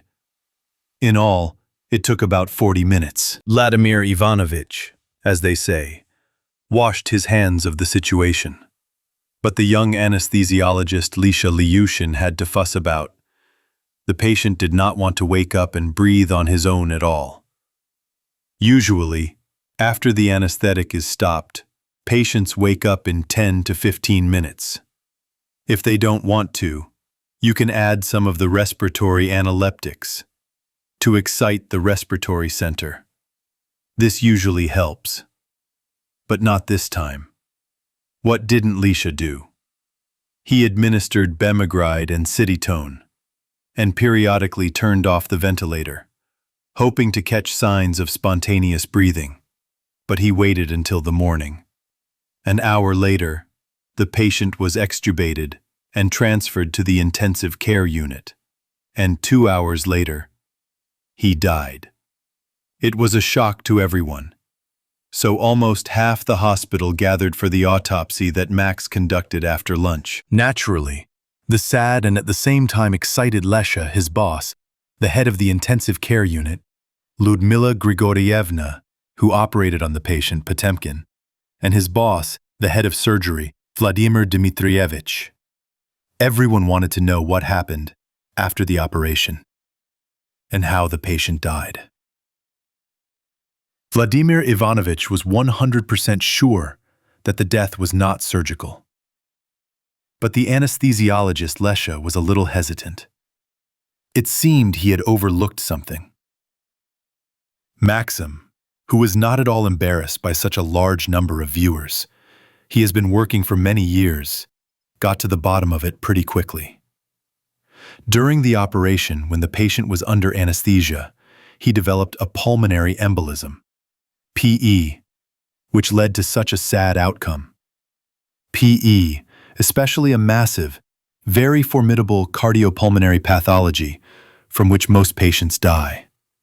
When a person is conscious, its clinical picture is very clear, and it can be diagnosed in time, and even treated. And here is such an unusual situation. That is why the ending is sad. When the problem became clear and the grateful spectators began to leave the anatomical theater, the city's chief surgeon began to stiffen and harass Count Potemkin, heating up the already alarming atmosphere. "So is that chief from the traffic police lying with you? You should keep a closer eye on him. You know the law of paired cases. The last thing we need is to bury someone from thromboembolism. You'll have a hard time writing off this one, and as for that one..." And with that one, they left. Max, hearing the words about the head of the traffic police, became wary. What is this? Colonel Nezhov himself in our hospital? There are no other heads of the traffic police, it seems. I wonder what happened to him. Apparently God himself sent him here to me. This is my territory, and I can talk to him alone. And I should. But Lena doesn't need to know about this at all. Thoughts flashed through his head. Having finished the autopsy, Maxim called his now friend Volodya Potemkin in the surgery department, whom he still addressed formally because of the age difference, although their relationship after the incident with the glowing dead was indeed friendly. Vladimir Ivanovich, tell me, is the head of the traffic police, whom Vladimir Dmitrievich mentioned in the morgue, by any chance Colonel Nezhnov? That's him, Max. Why do you need him? Potemkin asked. Yeah. Maxim hesitated, then, as it seemed to him, found a decent way out of the situation. I have problems with the car here. If I take this opportunity to talk to him about it, do you think it's normal? Oh, by the way, what's wrong with him? Potemkin didn't give a damn about any of Maxim's maxims. In general, he was a carefree person in life. Yes, I also operated on him yesterday while on duty before that guy. He was referring to the patient who died that morning. A common phlegmonous appendicitis. Everything seems to be fine. He's in a private ward if you want. Go in. But tomorrow is better. He'll be walking tomorrow.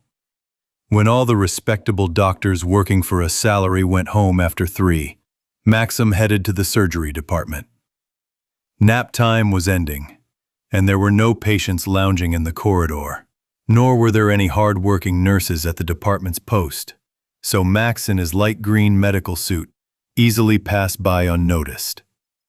He knew where the private ward was, next to the head of the department's office at the end of the corridor, next to the emergency exit. Once, at the dawn of his medical youth, he had already been here for a small party organized by the head of surgery, Vladimir Dmitrievich, on the occasion of his own birthday. Maxim had been invited rather to help the young doctor integrate into the close-knit team. Max did not like to remember this, since his infusion into not only a close-knit, but, as it turned out, a tightly knit team, ended right in this ward, where he fell asleep peacefully, having miscalculated his strength in the fight against medical alcohol diluted with glucose. In the morning, having found himself in someone else's bed with horror, he could not understand how this had happened and preferred to quietly retreat through that same emergency exit. The doctors, who were experienced in such matters, should be given their due. They did not remind Max of this incident in any way, for which he was extremely grateful to them. Without knocking on the door of the familiar ward, Maxim resolutely opened it.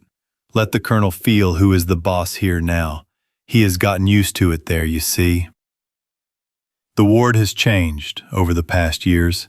On the wall opposite the only bed, there was a flat-screen TV, which was now quietly mumbling something. On the table next to the Chinese electric kettle, there was a microwave oven, most likely also Chinese. And next to the door by the wall, there was a nice coat cabinet of an amazing gray-blue color. Colonel Neznov, wearing a light t-shirt and with a little stubble on his face, was lying on the bed and chatting quite cheerfully with someone on the phone. True, his smile periodically changed to a slight grimace of pain when he tried to change his position or laugh at the words of an invisible interlocutor. He stared at the person who had entered, uncomprehendingly. Then, obviously recognizing Maxim, tried to quickly end the conversation. But his partner clearly did not want this. So for another whole minute the colonel, no longer smiling, answered questions in monosyllables, and Max, with his ears hanging, simply stood and listened, although he still did not understand the essence of the conversation. When the conversation finally ended, Maxim smiled from ear to ear, as if he had seen his best friend, or at least a very pleasant person, and opened his mouth from the threshold. "Nikolai Sergeyevich, how glad I am to see you." Then he slowed down a little. "I won't say hello, because I don't wish you good health. But I really am glad to see you. At least, I won't have to go to your department again, to run into your secretary. Although she has a pleasant voice, she is so angry. A real Cerberus. She just tries not to let anyone in to see you." The colonel was at first taken aback by such a familiar address. But then his gaze became serious, even concerned. But he was in no hurry to join the conversation. Maxim, having calmed down, continued in an almost heartfelt tone. "But I came to reproach you, Nikolai Sergeyevich. What is this?" I went to meet you halfway, gave you a whole week so that you could organize everything legally and correctly, make inquiries to Novosibirsk, meet with the mayor, and you? Neznov, frowning, stubbornly remained silent, following his favorite tactic. to get as much information as possible, assess its significance, and then answer unpleasant questions. Maxim, not having waited for the policeman's reaction, continued, a little harsher. And instead you decided to set up my wife, organized a fake bribe. Then probably you expected to haggle with me? The colonel made a surprised face, but Max, who was already experienced in such matters, understood immediately that this was a usual hackneyed trick to get out of a difficult situation, and it would not work with him. What bribe? What are you talking about? I didn't set anyone up and didn't organize anything. I just didn't have time to sort out my business and talk to the man. He has all his meetings scheduled in advance. Of course, Maxim interrupted him. We didn't have time. Let's listen to one monologue. And he took out his phone with the confession of the actress Prilinskaya, just as he had recently taken it out for a conversation with his former lawyer Makagan. He even repeated his proposal almost word for word. Nezhnov listened attentively to the repentant monologue and, as assertively as a patient who had just been operated on a day before could, said exactly what Max had expected. So what? What do I have to do with it? Who knows what enemies she has? Such people simply cannot not have enemies. And I don't know any Makagan. By the way, who is he? Really? Maxim spoke with a bit of malice. Don't you know your own lawyer? But he knows you well, and resisted for a long time before he wrote a confession. It's a pity I can't show it to you. It's already with the prosecutors. True. Max did not specify that by the prosecutors he meant his wife. Here, Nezhnov froze, not knowing how to react, to believe it or not. And Max, knowing that Boris was sleeping peacefully in his apartment, made another move on luck. You probably called him this morning, he said rather affirmatively, and, seeing the colonel's darting eyes, he realized that he had guessed. But he doesn't answer. And he won't answer, Mr. Colonel, because he's already sitting in a cell or lying down, which is not important. After such debates, Maxim took out several sheets of paper from the folder in which he kept the autopsy reports, a simple ballpoint pen, and with the air of a man who had no doubt in his right to demand that those around him fulfill his wishes, declared, "By morning, Nikolai Sergeyevich, you must write a sincere confession, both on the episode with the attack and on the organization of the bribe. This is the last warning, not a request. If there is no confession, tomorrow, for starters, you will end up in the prison hospital. Well, or in our intensive care unit, your choice." Then he paused for a second, fell silent, as if thinking about something interesting, and, satisfied with what he had come up with, soon continued. By the way, it would be a good idea for you to organize a meeting with the mayor there. Otherwise, you keep saying, "There is no time, there is no time." He mimicked Nezhnov. There will be a lot of him there. Without waiting for an answer, Maxim stood up, calmly took the colonel's phone, which he had placed on the nightstand, and, anticipating his attempts to get indignant, said, "I'll return it tomorrow. This is so that you don't do anything stupid. Don't call the wrong people. You probably have a full-time killer in your brigade, don't you?" He finished cheerfully, and winking at the colonel, left the room. If Nikolai Sergeyevich were healthy, he would have jumped out of bed in one leap, and would have certainly returned his now so needed, but alas ineptly disappearing own phone. The sharp pain that suddenly arose in the post-operative wound when he tried to jump up after the departing Maxim literally threw him back onto the bed and forced him to abandon the pursuit. Damn. Damn. Damn. He repeated incessantly out loud, clenching his fists, not thinking at all about whether they heard him in the corridor or not. Ah, if only he were healthy. How inopportune. Half an hour later, having calmed down a little, the colonel began to analyze the events taking place and look for an answer to the question that had long tormented him. How did this, essentially a boy, always know his way? He does not run ahead, but does not lag behind either, but clearly follows the trail. Maybe it's all about his investigator wife. It doesn't seem so, because the colonel always met only with him, And he certainly didn't leave an impression of himself as a simple-minded person. Before they had time to tie up the loose ends with the attack on his son, this doctor blurts out a bunch of facts that should be enough for the inspectors to have unpleasant questions for him. Colonel Nezhnov.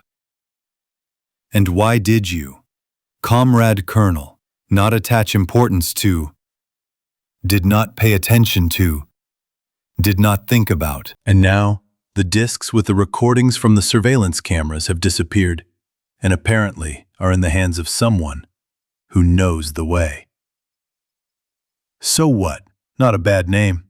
Why doesn't Averin send these damning documents anywhere, but only threatens? It turns out that the U.S. security agents should have been visiting the colonel long ago, and not this Madame Avrina. But they're in no hurry. Is this stupidity? Or an incomprehensible manic desire to make him open a case against the mayor's son and quarrel between them? Something is wrong here, and this boy is not so simple. Not simple at all. In order to crack such a veteran of criminal cases as Borya Makagan, you have to be a veteran yourself, or at least a master of interrogation, some kind of GRU officer. They are masters of such things. They are specially trained for this.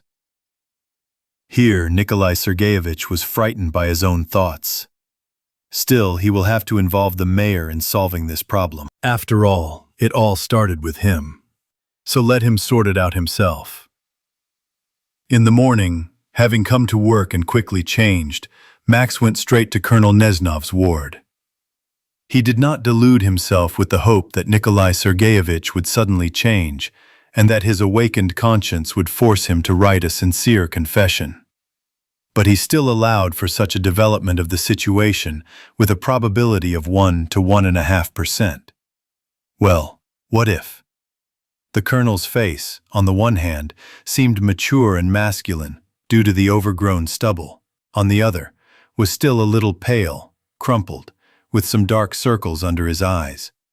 It seemed that the policeman had spent the previous night not in a peaceful sleep, but in heavy, perhaps even painful thoughts.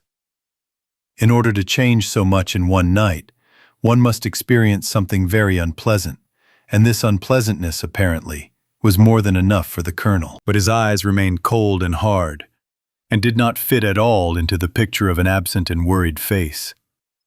These were the eyes of a predatory animal, a wolf, which the colonel, in order not to alert Maxim who entered the ward, tried to immediately look away.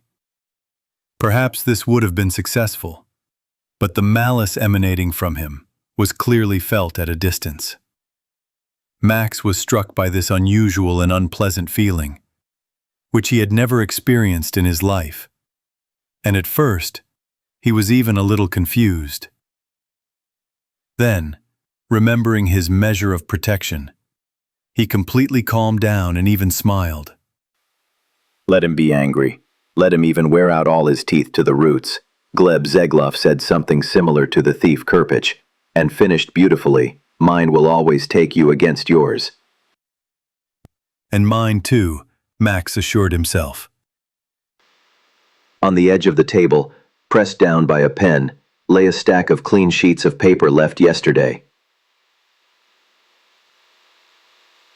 Maxim, without greeting him or paying attention to the colonel, looked closely at the paper, even turned it over and looked at each sheet separately.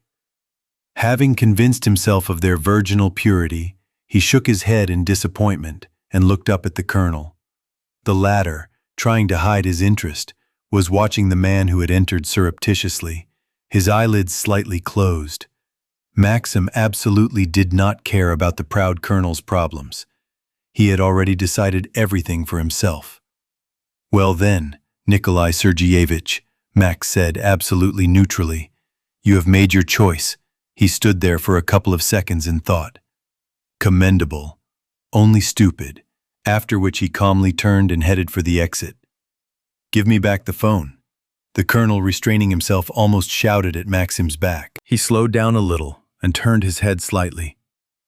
I'll return it to intensive care, then added thoughtfully, although I don't think there will be time for that there, and calmly left the ward.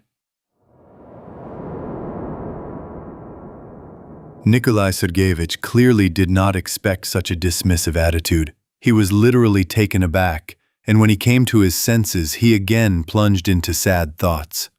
Over the long years of working in the police, especially when he became a chief, the colonel had learned to understand people well.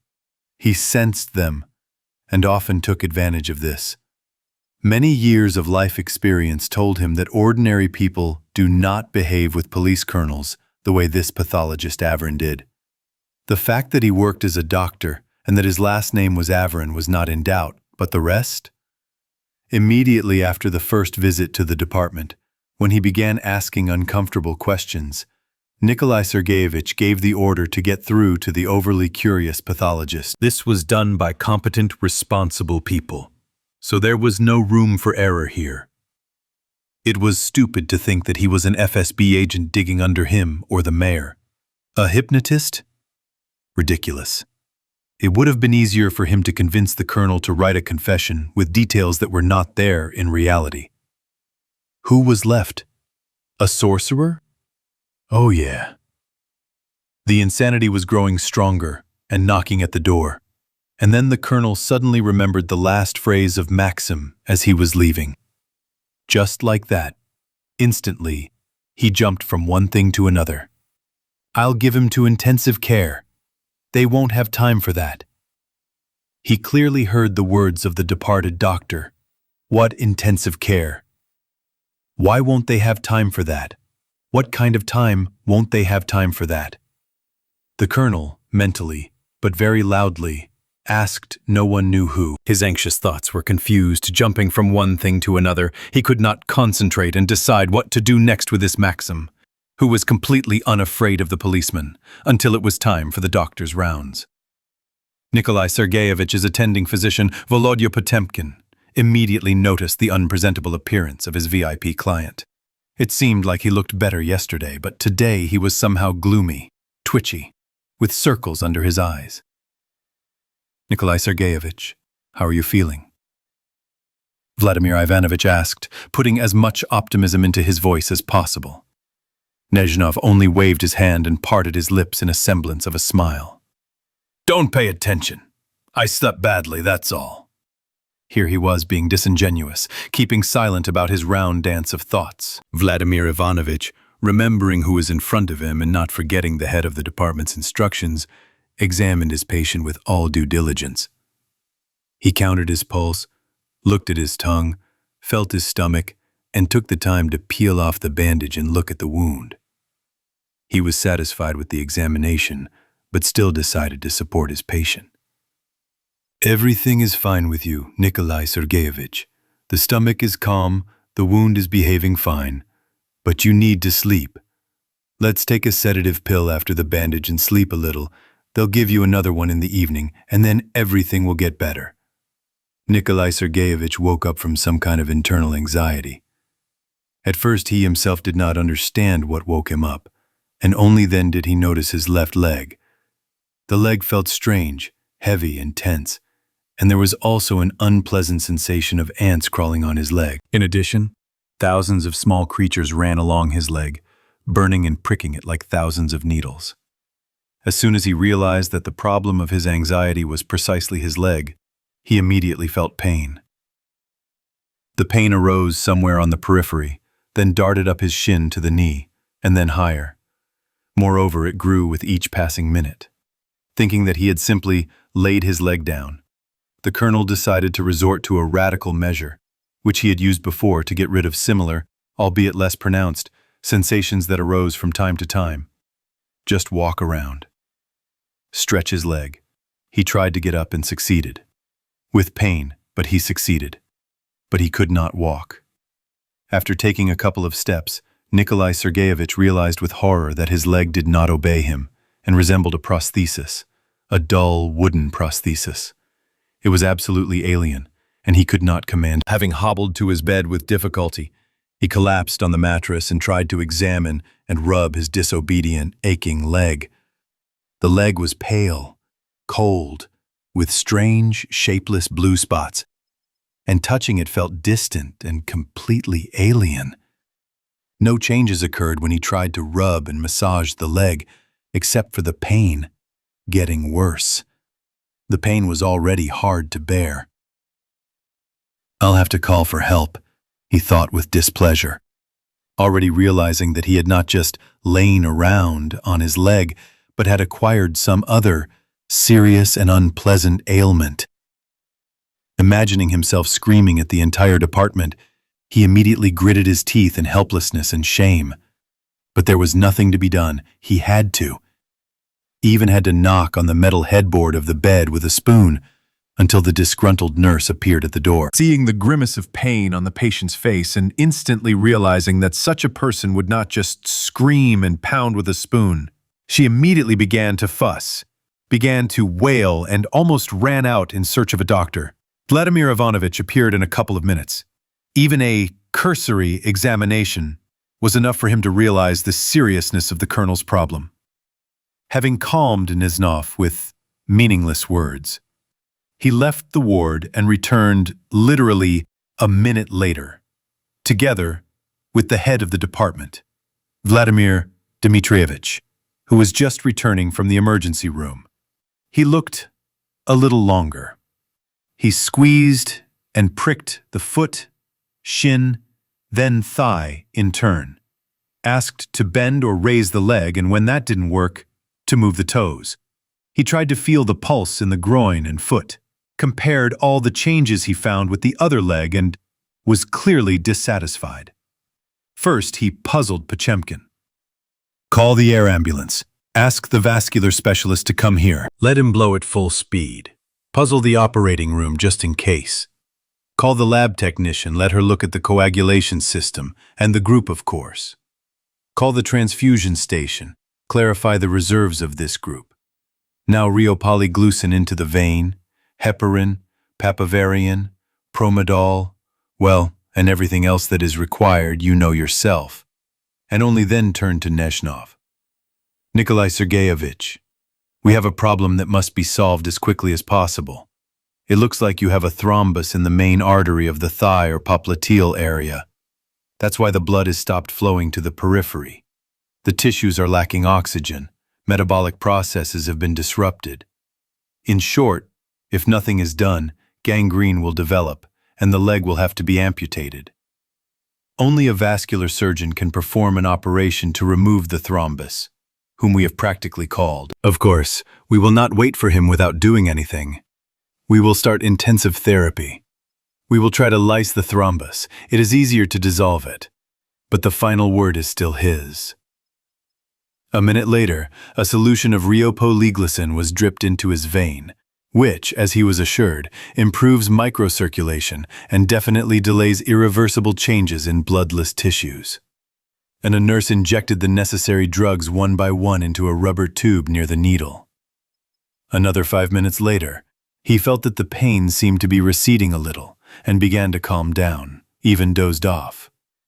The verdict of the vascular surgeon was expected, and Nikolai Sergeyevich was taken to the operating room soon after the examination by the regional specialist. Meeting with the mayor of the city turned out to be much easier than with the same head of the city traffic police department. In any case, the young lieutenant, sitting on the first floor in front of the entrance to the administration building, did not ask Maxim any questions, and he freely went up to the third floor. The building is large, and in addition to the mayor's reception room, there were many other services and facilities, and the City Council of People's Deputies, where people went quite actively, was also located here. Because of this, it seems, the lieutenant did not bother. They are coming, and let them go. It means people need it. There were a lot of people in front of the reception room, where the doors of the offices of both the mayor and the chairman of the city council, with the amazing name Lyubomir, opened, which at first Max did not like. He was used to solving his business in a personal conversation, without witnesses. But there was nowhere to go. and he slowly moved towards his intended goal. Near the double door, on both sides of which plaques with the names of the mayor and the city council chairman were fixed to the wall. Two medics in standard blue suits with the inscription "ambulance" on the back hastily overtook him. One of them, a man, was carrying a standard orange box with medications and a rolled-up soft stretcher, and a young girl was holding a defibrillator in a green case. It was becoming more and more interesting. Something must have happened to the mayor, Max thought, perplexed.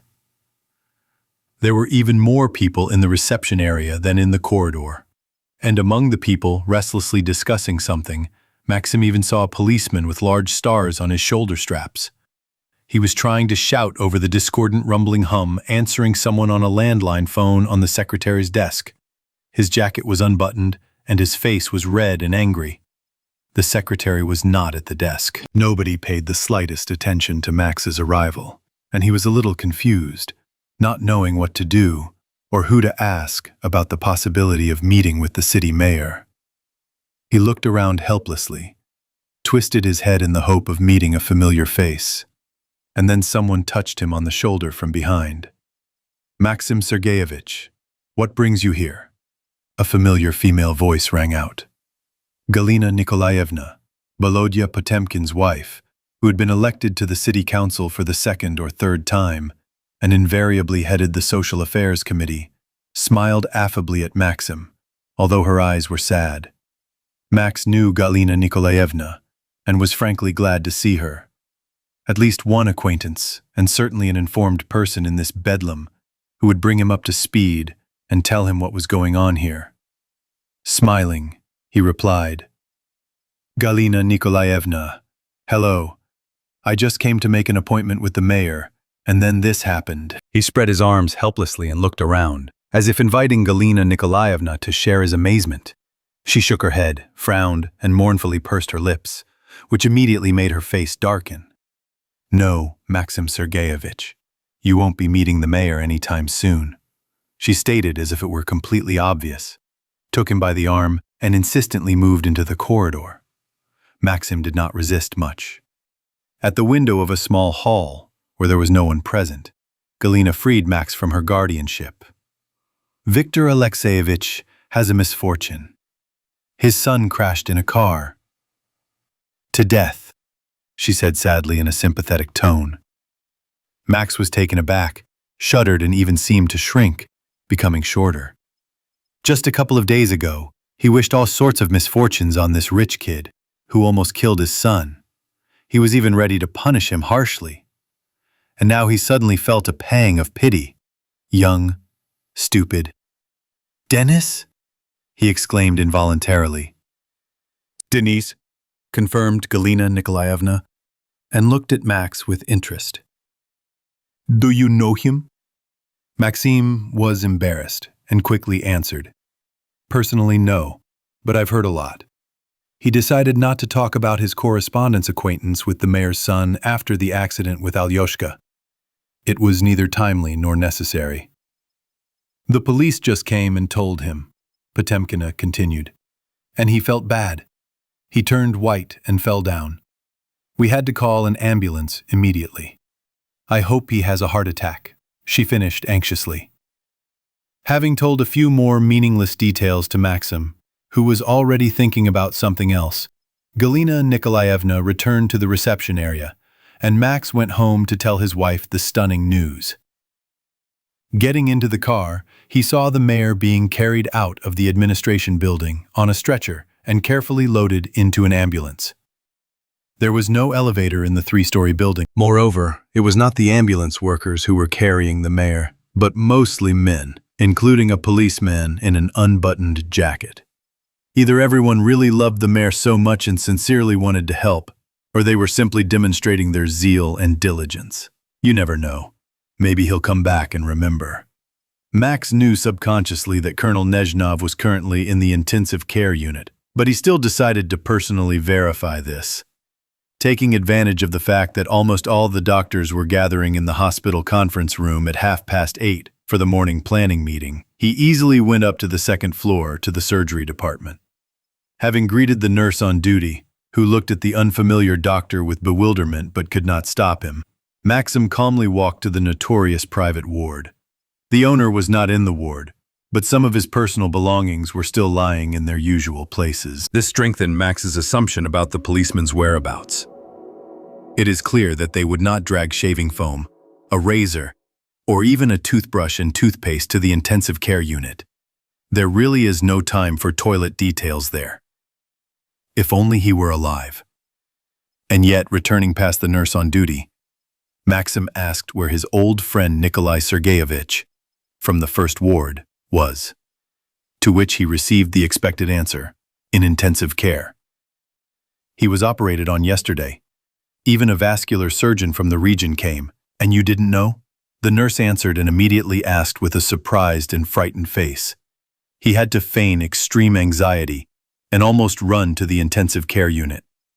But Max demonstrated his haste only for the nurse, and when he found himself on the landing, from where the stairs led to the first floor, he thought, was it worth going to the intensive care unit now? Especially since the planning meeting would end any minute and the doctors would start returning to their departments. And what would he tell them?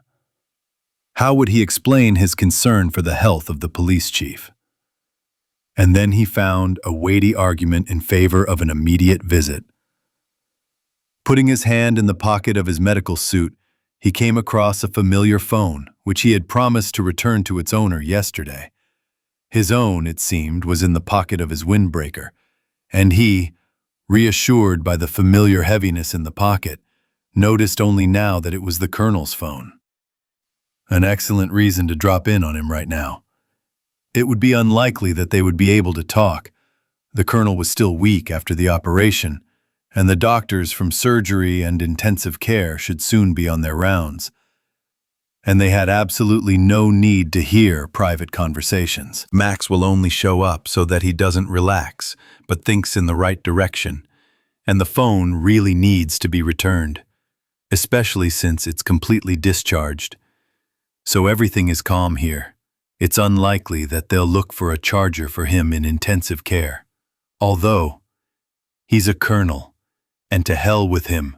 Nothing can be fixed anyway, and if he doesn't understand, so much the worse for him. The door to the department was closed. Moreover, it had a flashy sign saying, "Intensive care, no entry," and a doorbell button was visible on the doorframe nearby. After some hesitation, Maxim finally pressed it.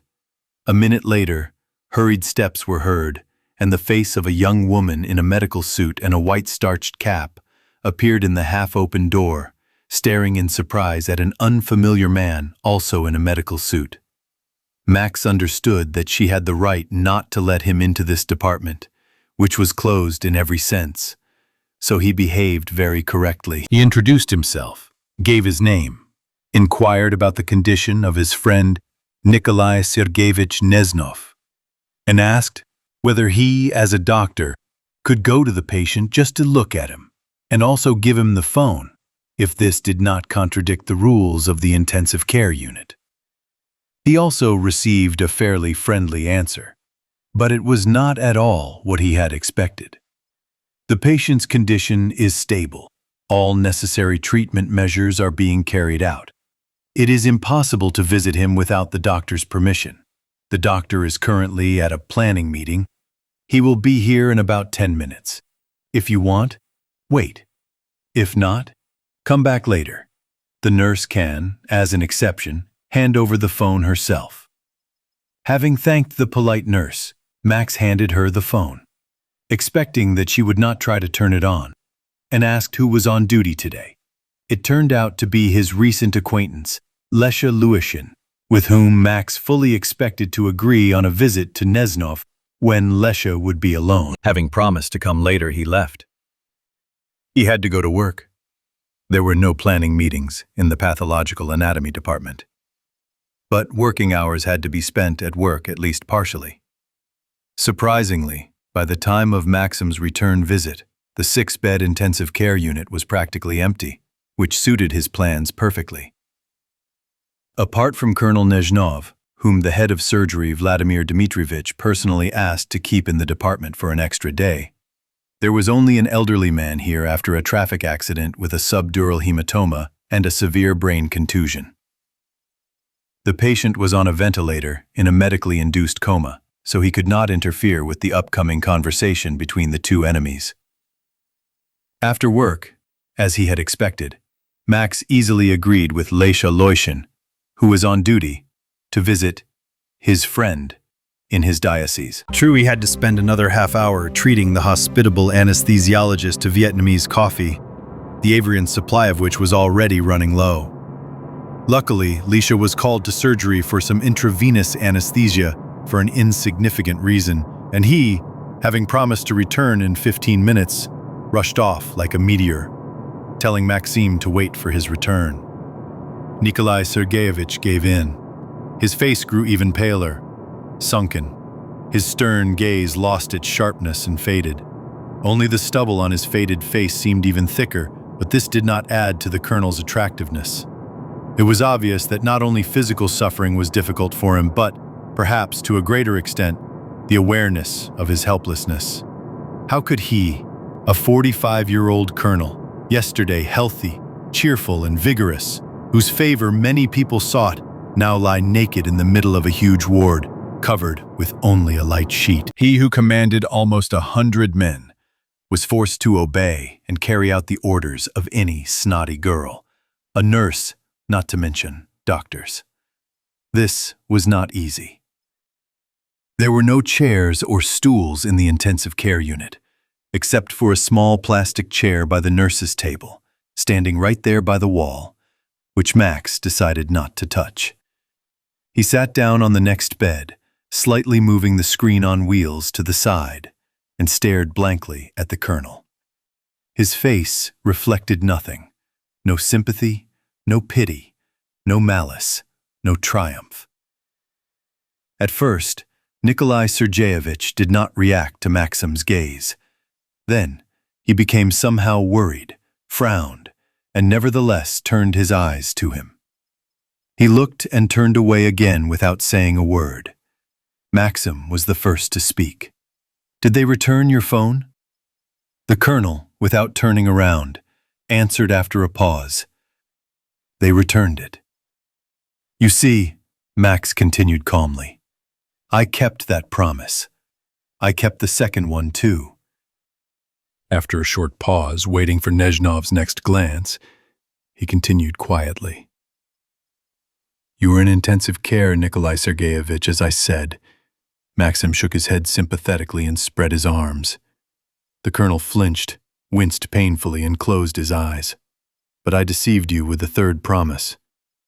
The colonel turned around again. It was clear on his face. "What third?"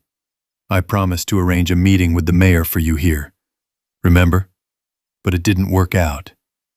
"No, don't think badly of me.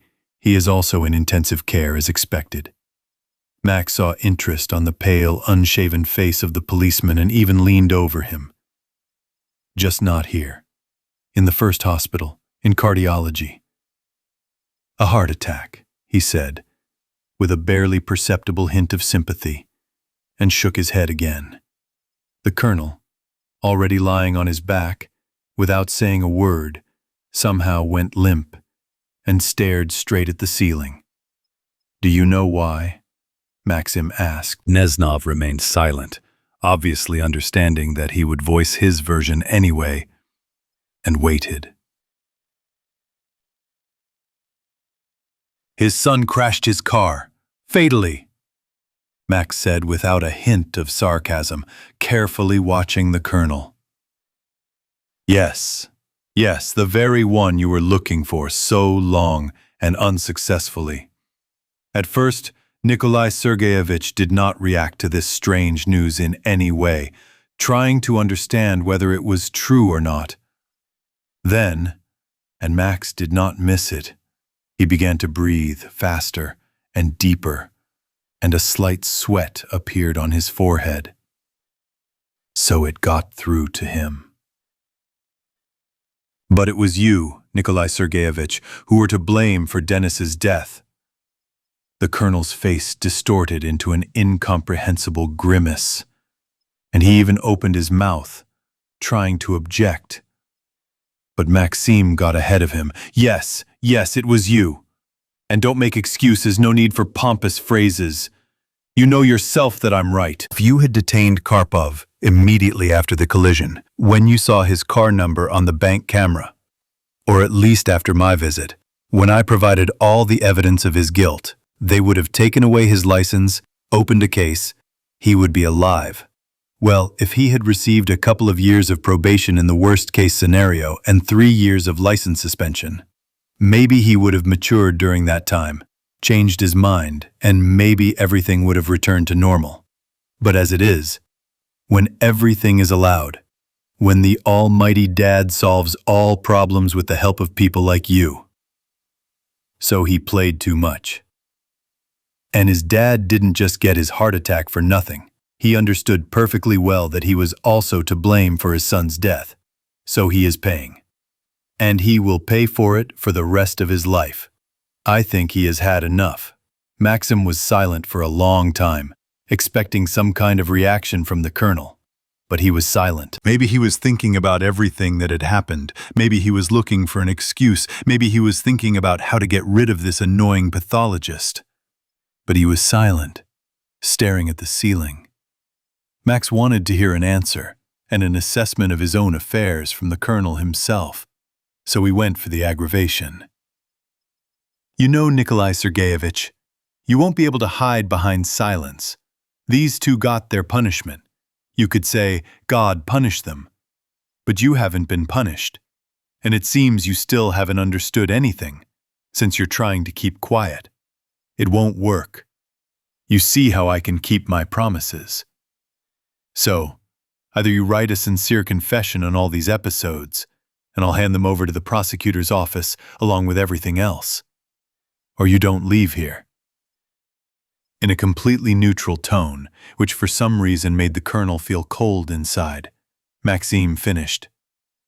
You will die.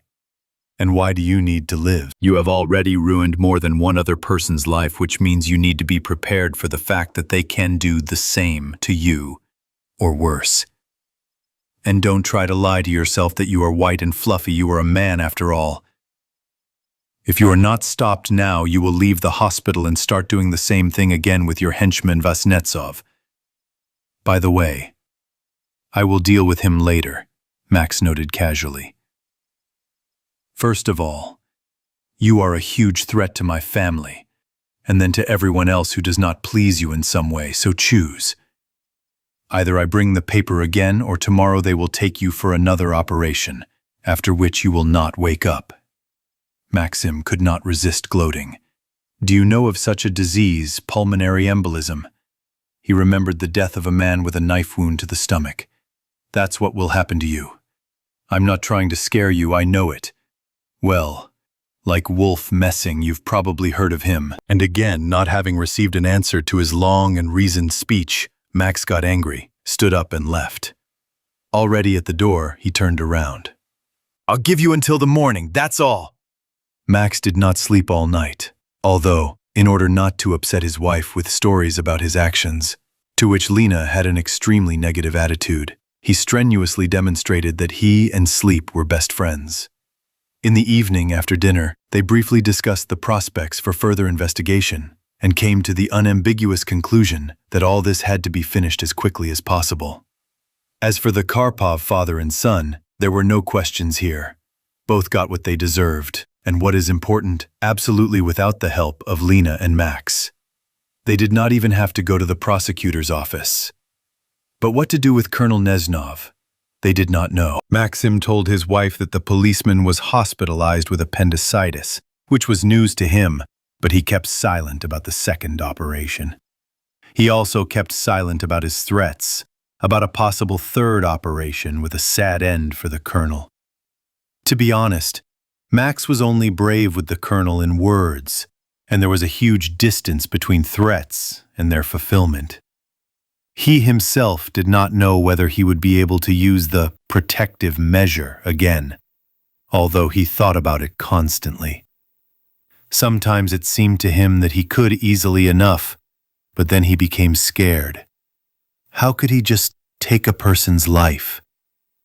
Let him be bad, vile, disgusting. Let him be a scoundrel, but still a person.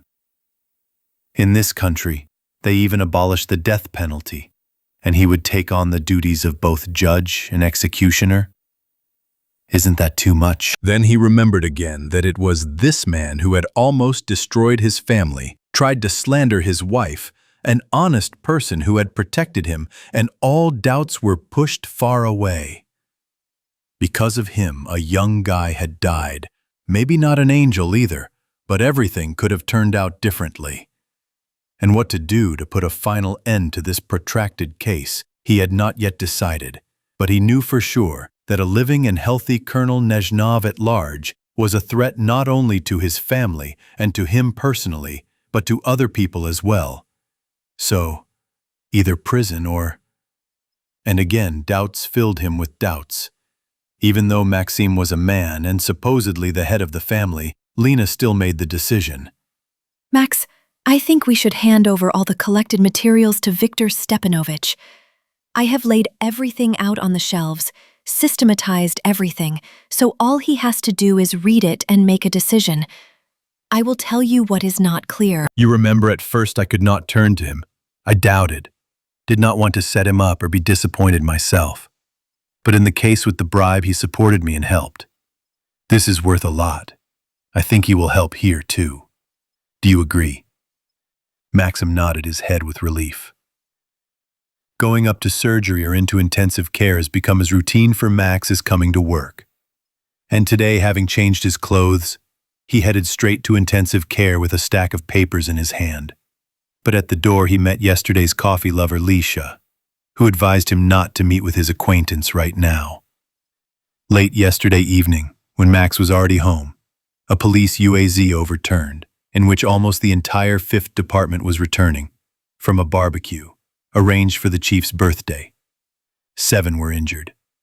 3 got off with minor wounds and bruises and were sent home after the PHO.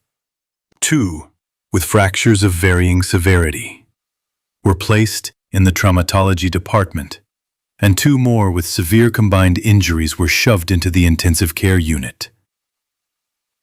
And at night, gynecologists operated on a woman with an ectopic pregnancy and a decent amount of blood loss, who also had to be put into the intensive care unit.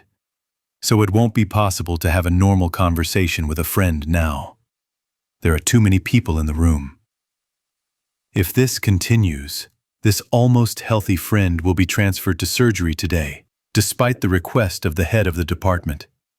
In keeping with a recent tradition, Maxim headed to the department in the morning. The head of the city morgue, Ina Gennadyevna, looked at Max's short morning absences with incomprehension. He was kind of at work and kind of not. But she had not yet taken any draconian measures. A surprise awaited him in intensive care. Colonel Nezhnov had been transferred to surgery due to the need to hospitalize more severe patients with impaired vital functions.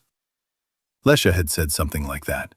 So Maxim had no choice but to go up to the 2nd floor once again, where a more interesting surprise awaited him.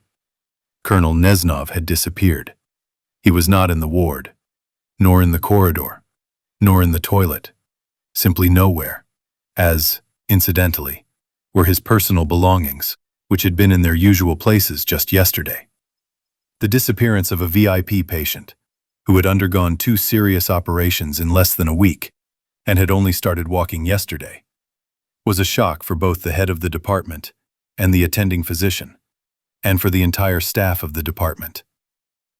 Just yesterday he was there, and today he was gone. Vladimir Dmitrievich, as expected, reported the incident to the head physician, and the latter tried to call the Department of Internal Affairs all morning, hoping to clarify the fate of the unexpectedly missing head of the Traffic Police Department. However, all his attempts remained attempts, since the entire senior officer corps was at the morning report, so the fate of the missing colonel was still unknown.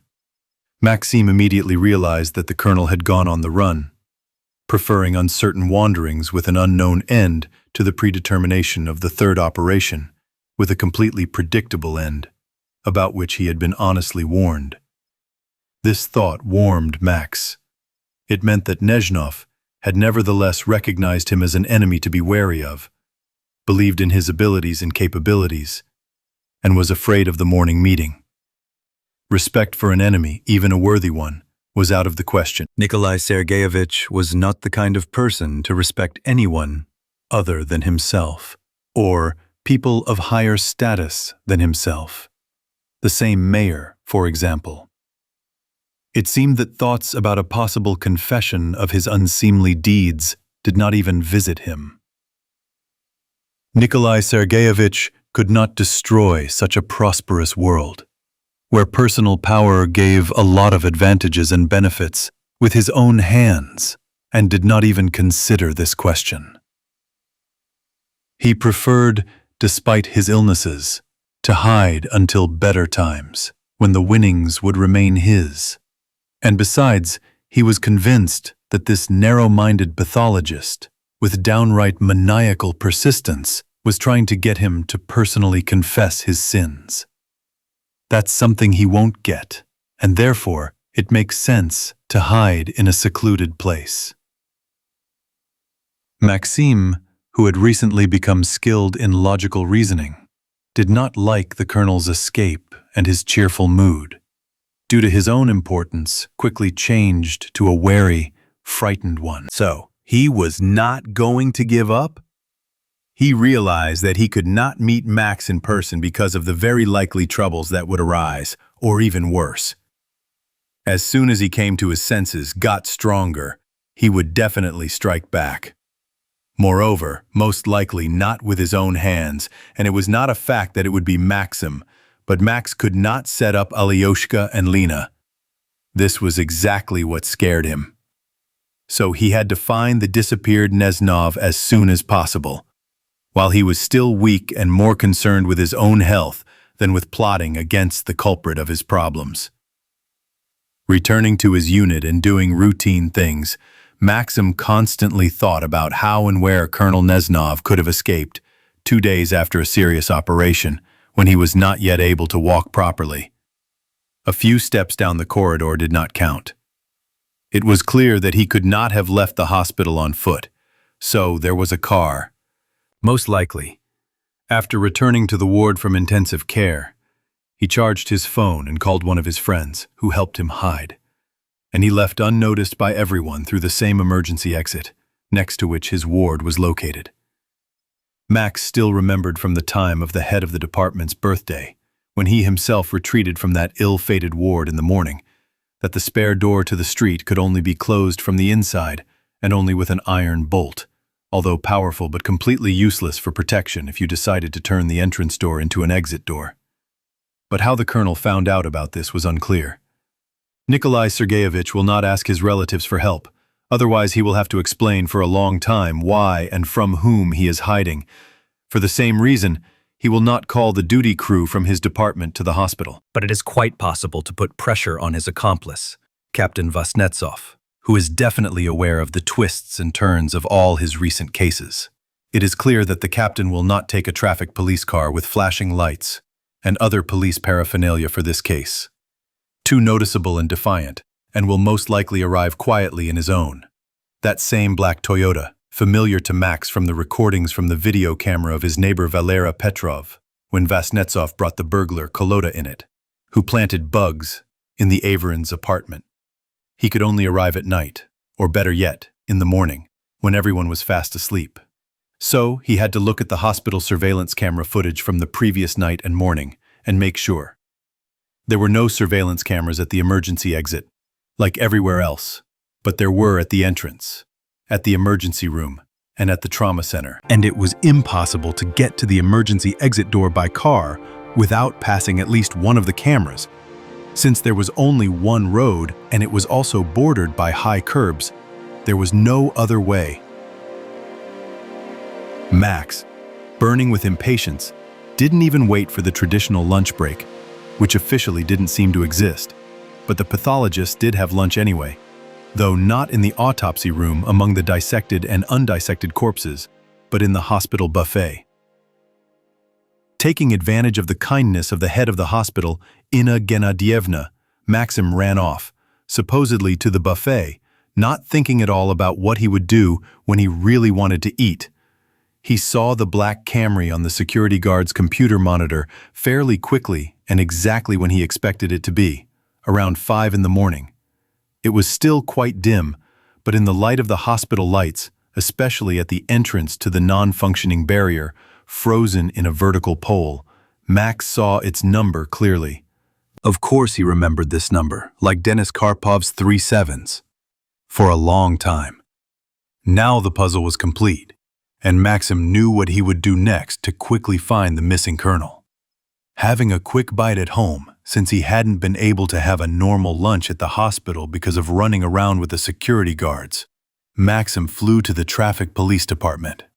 It was good that Lena wasn't home. She didn't need to know all of Max's plans. Of course he would tell her everything later, when all the problems were solved. Fortunately, Captain Vasnetsov was there, as the duty officer graciously informed him, and even waved his hand in a friendly manner, showing him where to go.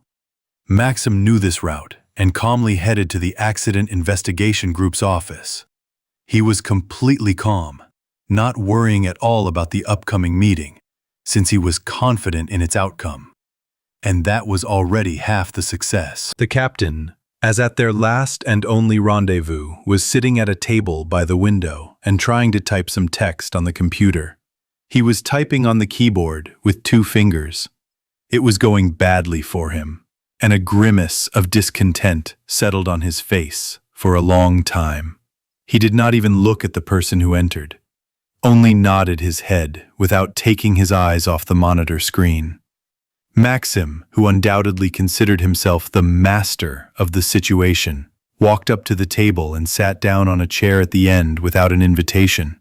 Only after that, having finished another sentence, Vasnetsov tore himself away from his writing and looked at the unceremonious visitor with bewilderment. He did not recognize Max, stared at him questioningly, not understanding what he wanted. "What is your question?" he finally asked, hoping to get rid of the uninvited guest as quickly as possible. Maxim had no intention of being polite. "Where's the boss?" he asked bluntly, with no small amount of impudence. The captain was literally taken aback by such impudence, but only then realized what he was being asked, and the roar of anger that was ready to burst from his lips remained in place. Instead, he made a puzzled face. "What boss?" "Your boss, Neznov," the visitor continued in the same vein. At this point, the policeman's eyes began to dart around restlessly, and Maxim clearly caught it. "Colonel Neznov is in the hospital," the owner of the office answered gloomily, pulling himself together and frowning. "Yeah, the same one you snatched him from last night." Max grinned. "Vasnetsov," he continued, sounding as if he were twice his age. "You were on camera, my dear. So for now, you are the only suspect in the colonel's kidnapping, and I'm the only one who knows about it." Maxim decided not to spread the word that only the captain's car was caught on camera, but not him. So what? This isn't a courtroom. The captain was very confused. He'd not expected such a turn of events. What kidnapping? He said, drawing out the words, not understanding. The most ordinary one. Maxim got carried away. Why would a law-abiding police colonel run away from the hospital 2 days after an operation without warning anyone? So it turns out, kidnapping. You know what a ruckus this raised in the hospital. Of course, to lose such a client. And what if he dies from some complications? The head doctor has the entire police department on its ears, so your boss has most likely already been declared wanted. They didn't wait 3 days, like with ordinary mortals. Come on, Vasnetsov. Spill the beans. Where you took him, and you will be happy. I won't tell anyone that you duped both the doctors and the cops. Vasnetsov was silent, trying to digest the information and decide what to do in light of the newly discovered circumstances. On the one hand, his boss himself had ordered him to keep quiet. But on the other hand, the boss would be tougher here. Then he decided to clarify his position a little. Why was it that a complete stranger, an impudent man, was looking for his commander, And not his friends, the police? And why is he the only one who knows about this case? And who are you, actually? And why do you need Colonel Nezhnov? He began, coming to his senses a little more firmly. Maxim hadn't expected to get the truth so easily, but he cursed under his breath anyway. Well, here we go. It's started. What difference does it make to you? He leaned back in his chair with annoyance. Let's do it this way. You tell me where Nezhnov is, and I'll leave, and you'll stay to work in your beloved police. You'll continue to collect money from drivers and live in your own pleasure. No, sorry, you won't work here anymore. Moreover, as a third-group disabled person, you'll only be able to work as a security guard somewhere in a music school. Max had long since realized that such overly frightening details, which his interlocutor hadn't even suspected a minute ago, were completely embarrassing and confusing, simply throwing him off his normal track. Vasnetsov was really at a loss again, not knowing what to say or how to react to this démarche. And Max couldn't let go of the initiative. "Has your blood pressure ever gone up?" he asked in a rather friendly tone, and without waiting for an answer, continued. "It's gone up now. I can see it in your eyes. Can you feel it?" Captain Vasnetsov, completely at a loss, really did feel a headache, which was rapidly intensifying. The grimace on his face quickly changed from bewilderment to suffering, and then he even grabbed his head with his hands, afraid to move. "You see," Maxim continued in the same gentle and friendly tone, "don't worry, otherwise it'll go up a little more and, yeah, a stroke. So much for disability, so much for goodbye, dear police." Bringing the situation to its logical conclusion, when the confused and depressed by a headache attack Vasnetsov was about to stop pretending to be a hero, Max decided to speed things up, to push a little more. Approximately as with Borya Makagon when chance intervened, almost ruining all his efforts. And besides, as it turned out, he underestimated his opponent. The door opened without knocking, and another man in a police uniform entered the office. Either the relations between the colleagues were not very friendly, or the senior lieutenant who entered was simply in a disgusting mood. He muttered with a rather gloomy face, "Hello," and silently walked to the table standing by the opposite wall. But the captain was even glad to see him. He jumped up from the table so that the chair almost fell over, and, not giving Max a second to react to his antics, began to babble. "Misha, help me out. Talk to the citizen. I need to leave urgently. It's important." And, without waiting for an answer from Senior Lieutenant Misha, he tried to jump out of the office. But it was not to be. Max was still on guard. The overly frisky captain, who had already opened the door, suddenly seemed to stumble, froze, turned his pale face to Maxime, and tried to say something, but suddenly fell. Moreover, at first he seemed to sit down, and then he literally stretched out on the floor. Misha, who was not thinking anything, jumped up no worse than the captain and rushed to his fallen colleague. Maxime, who knew exactly the reason for this captain's tailspin, was forced to do the same. But unlike the senior lieutenant, he knew how to fix the situation. He quickly felt the pulse on the captain's wrist, lifted his eyelid, assessing the reaction of the pupil. Then turned to the policeman standing in bewilderment. "I'm a doctor. It looks like this is just a simple faint. Do you have any smelling salts? Then we'll quickly bring him to his senses." Misha, without thinking, ran out into the corridor. And Max, without hesitation, gave the lying Vasnetsov a serious slap in the face. He shook his head, jerked, and mumbled something. Then he opened his eyes and with a glimmer of reason stared at Maxim leaning over him. Max was ready to strangle this cunning hero and hissed angrily. "What are you, bitch? Deciding to play Alexander Matrosov? It won't work. Now tell me where Nezhnov is, and you'll stay here alive and well. If you don't tell me, your fainting spell will turn into an epileptic seizure, and then smoothly turn into status epilepticus, with which you'll die here." "Do you know Bordia Makagon?" And without waiting for an answer, counting on what he should know, "One gang," he continued. He also tried to play the hero. And where is he now? Can you guess? Maxim demonstratively rolled his eyes upward, as if looking at the ceiling, and then, for greater persuasiveness, raised his index finger. This gesture could be interpreted in different ways, but most likely as an indication of the kingdom of heaven. Maxim's vicious hissing was very convincing, and the captain, who had not yet fully come to his senses, barely audibly whispered, "He's in Kadrovka, in the 11th hospital. He knows a doctor there," and closed his eyes in exhaustion.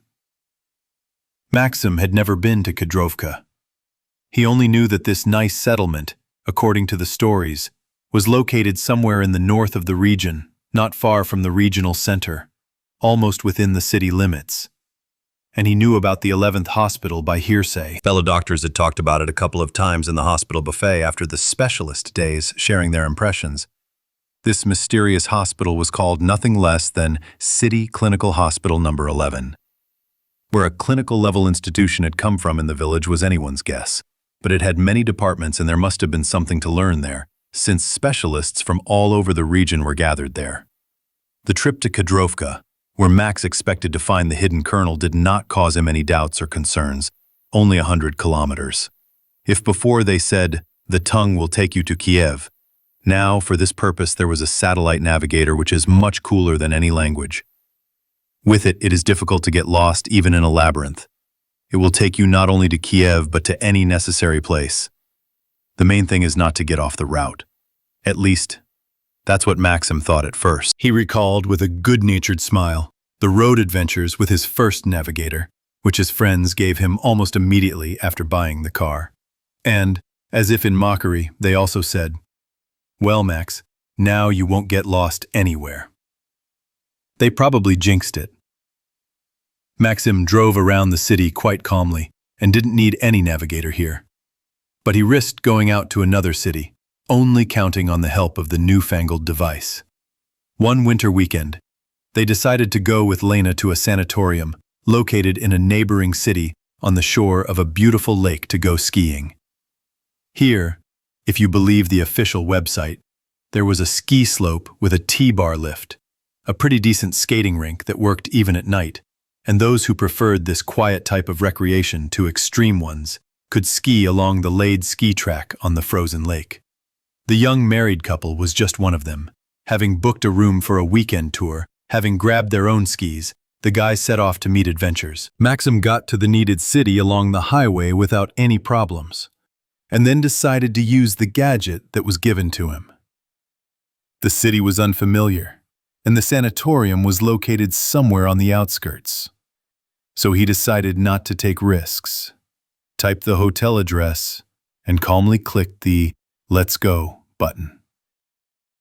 The display showed 2 routes, where the beginning of the path coincided, but then one of them went almost to the city center, made a decent detour, and approached the endpoint almost from the opposite side. There was nothing to think about here, and Max calmly turned onto the shorter one, which looped along the streets of the private sector. And in about 5 minutes, he got out on the bank of a narrow, non-freezing river, flowing at the foot of a high, snow-capped mountain, overgrown with bushes and trees. Here, houses more like summer cottages remained only on one side. Nevertheless, the road was not particularly well trodden, but it was there, and eventually, when the houses disappeared from view, it ended in a low embankment where a narrow path trodden by pedestrians led. There was no further road. Nevertheless, a pleasant female voice from the navigator announced, "You have arrived at your destination." The words spoken by the automobile lady, just like at the end of Gogol's immortal comedy, struck everyone like thunder, meaning those who were in the car. Only, if from Elena's lips, as in the government inspector, a sound of amazement burst forth, then Maxim whistled in bewilderment. But there was definitely a silent scene. A couple of minutes later, having come to his senses a little, Max got out of the car and began to look around in the hope of seeing the 5-story building with built-in loggias that looked so welcoming in the photo on the internet, or a steep ski slope from a 750-meter mountain. In the worst case, at least people from whom they could find out about the place where they had ended up, and where the sanatorium was, which the electronic gadget so confidently claimed to be about. But alas, no matter how hard I tried, I couldn't see anything except the snow-covered bushes on the mountainside and a pair of crows circling in the distance. It would seem that such a high, refined mountain, 3/4 of a kilometer high, should be visible from everywhere. But, alas again, even after climbing the path up the hill, I didn't see any other signs of civilization except the snow-white surface of the frozen lake, with some summer pavilions and a frozen Ferris wheel on the opposite side. I had to return to the beginning of that very long route, which confidently led straight to the gates of the sanatorium. The very next day, while skiing on the frozen and snow-covered lake, Maxim, having looked closely at the deserted and lifeless park on the other bank, got his bearings and figured out where the final point announced by the navigator could be. It turned out to be practically nearby. Leaving his wife on the packed ski track, Maxim tramped his own, very short, only 50 meters to the shore, and found himself next to some kind of hydraulic structure, apparently used to discharge excess water from the lake. Along the edge of the concrete surface, there were 2 small metal posts, fastened with a fairly strong, relatively new chain. There were no traces of rust on either the chain or the padlock on one of the posts. Now it became clear where that same non-freezing river, along which Maxim got here, came from, and why the road so suddenly ended 2 steps from the destination. Recalling his adventures with a navigator, with a smile, Maxim began to prepare for trips to unfamiliar places more seriously. He would first view the planned routes on the monitor of his home computer using the double GIS program with maximum zoom, right down to the house numbers of the streets along which he was supposed to drive. This bore fruit. There was nothing similar in Max's driving practice, and now he had found that very Kadrovka, that very hospital, number 11, and was glad that he wouldn't have to go through too much trouble looking for them. He was much more worried about Elena's reaction to this trip, which he was in no hurry to talk about, although he understood that time was running out. Of course, he could have come up with some kind of fake business trip to the regional center for Specialist Day, for example, or to the certification committee. But he didn't want to deceive his wife. And not because he was afraid of his investigator wife. With her analytical mind, who would reveal all his secret plans in an instant if she sensed even a drop of falsehood. But he simply didn't want to, and he considered it normal. Yes, and besides, she would take pity on this again. She would again make him promise that he would not harm this. Max couldn't even think of a normal expression to characterize the colonel and their relationship right away. An enemy, a villain, a vile, inhuman scoundrel. But can a scoundrel be humane? Perhaps the word criminal was the mildest of all the words Maxim tried during the voyage. He went anyway. Having decided that it was not good to lie to his wife about the purpose of the trip, he took a different path, not to lie, but not to tell the whole truth either. He simply went on business. After this statement, Lena looked closely at Max, and he subconsciously felt that his wife, the investigator, guessed that this trip could be very far from medical business, but she did not insist on continuing his revelations, as if she felt that there was a line that she should not cross. Maxim did not enter the hospital grounds, especially since the entrance was blocked by a fully functional striped barrier. In addition, a sign was fixed to one of the metal fence posts, "No entry," and Max realized that this instruction was addressed specifically to him, Now there was no need to show off his car in the context of the upcoming planned events. If everything ended sadly for the colonel, and Maxim did not rule out such an option, despite the pathological examination, unhealthy questions could arise from the same Captain Voznetsov, or, at his instigation, from someone else of a higher rank. Having driven almost a block away, Maxim drove the car into the courtyard of an ordinary old 5-story building, where video surveillance cameras would be a casuistry. And only then did a thought occur to him, which even made him shudder. How would he look for Nezhnov in this 11th hospital?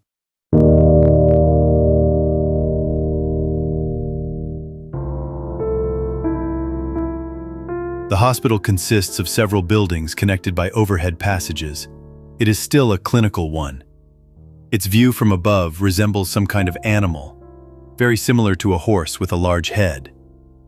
When Max was preparing for a date with a personal enemy, he even put this information, obtained from the internet, in a corner of his memory. And there are about 15 departments there, and it is not at all a fact that the colonel will be in surgery. It is clear that there is no point in looking for him in either the gynecology or children's departments, but in the others, especially where there is a dressing room, it is quite possible. Most likely, he is a doctor he knows, at least the head of the department, and maybe the head doctor himself. After all, the colonel has a significant status, and even for an ordinary doctor, it is difficult, if not impossible, to admit a patient who has recently been operated on in another hospital without the head's knowledge. Not counting on much success, Maxim nevertheless looked through the lists of patients posted in the hall of the first floor of the main building. There was no one with the last name Nezhnov in surgery, traumatology, or intensive care. To clear his conscience, Max glanced at the lists of patients in other departments, even therapy and childhood, still ignoring gynecology. But there were no patients with similar last names there either. It was becoming interesting and strangely confusing at the same time. How could one now, in the early 20s of the second millennium, lie in a municipal Russian hospital, hiding from possible problems, while not being listed on any lists? This was not the 90s. Maxim remembered how Vladimir Ivanovich had told him that in their surgery department, in those distant criminal times, he had hidden from annoying friends and accomplices, with whom a local authority figure, slightly wounded at yet another showdown, had had a falling out. He was lying in a 2-bed ward as the only patient. But with him were 2 more well-fed bulls, absolutely healthy, but nevertheless not forgetting to prop up the door to the ward, which for some unknown reason opened inwards, with an ordinary bed, on which they slept in turns. Even the staff had problems getting into this ward. Rounds, dressings, and injections were done only after preliminary negotiations. The only thing missing was a password, Potemkin joked with bitter irony.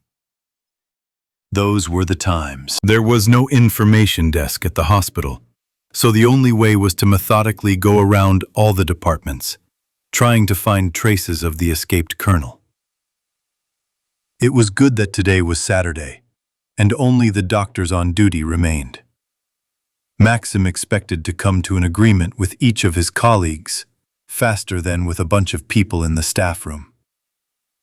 Suddenly the doctors had received a certain order from their superiors, and they would keep an eye on each other, so that no one blurts out anything unnecessary.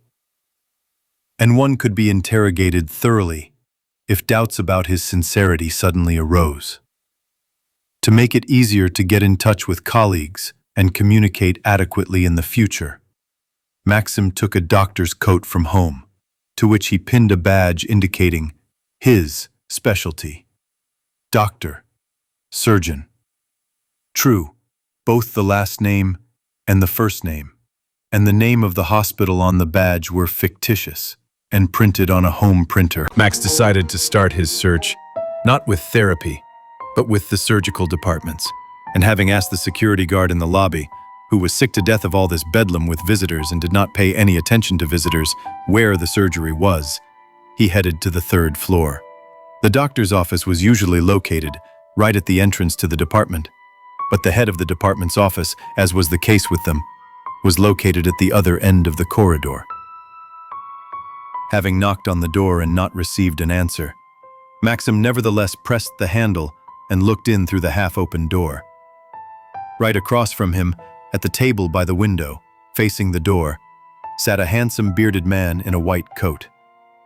His beard was red and tousled, which immediately made him smile, and its size made Max wonder in surprise how he operated, where he hid his luxurious beard. He had never seen a beard on any of the operating doctors in his hospital.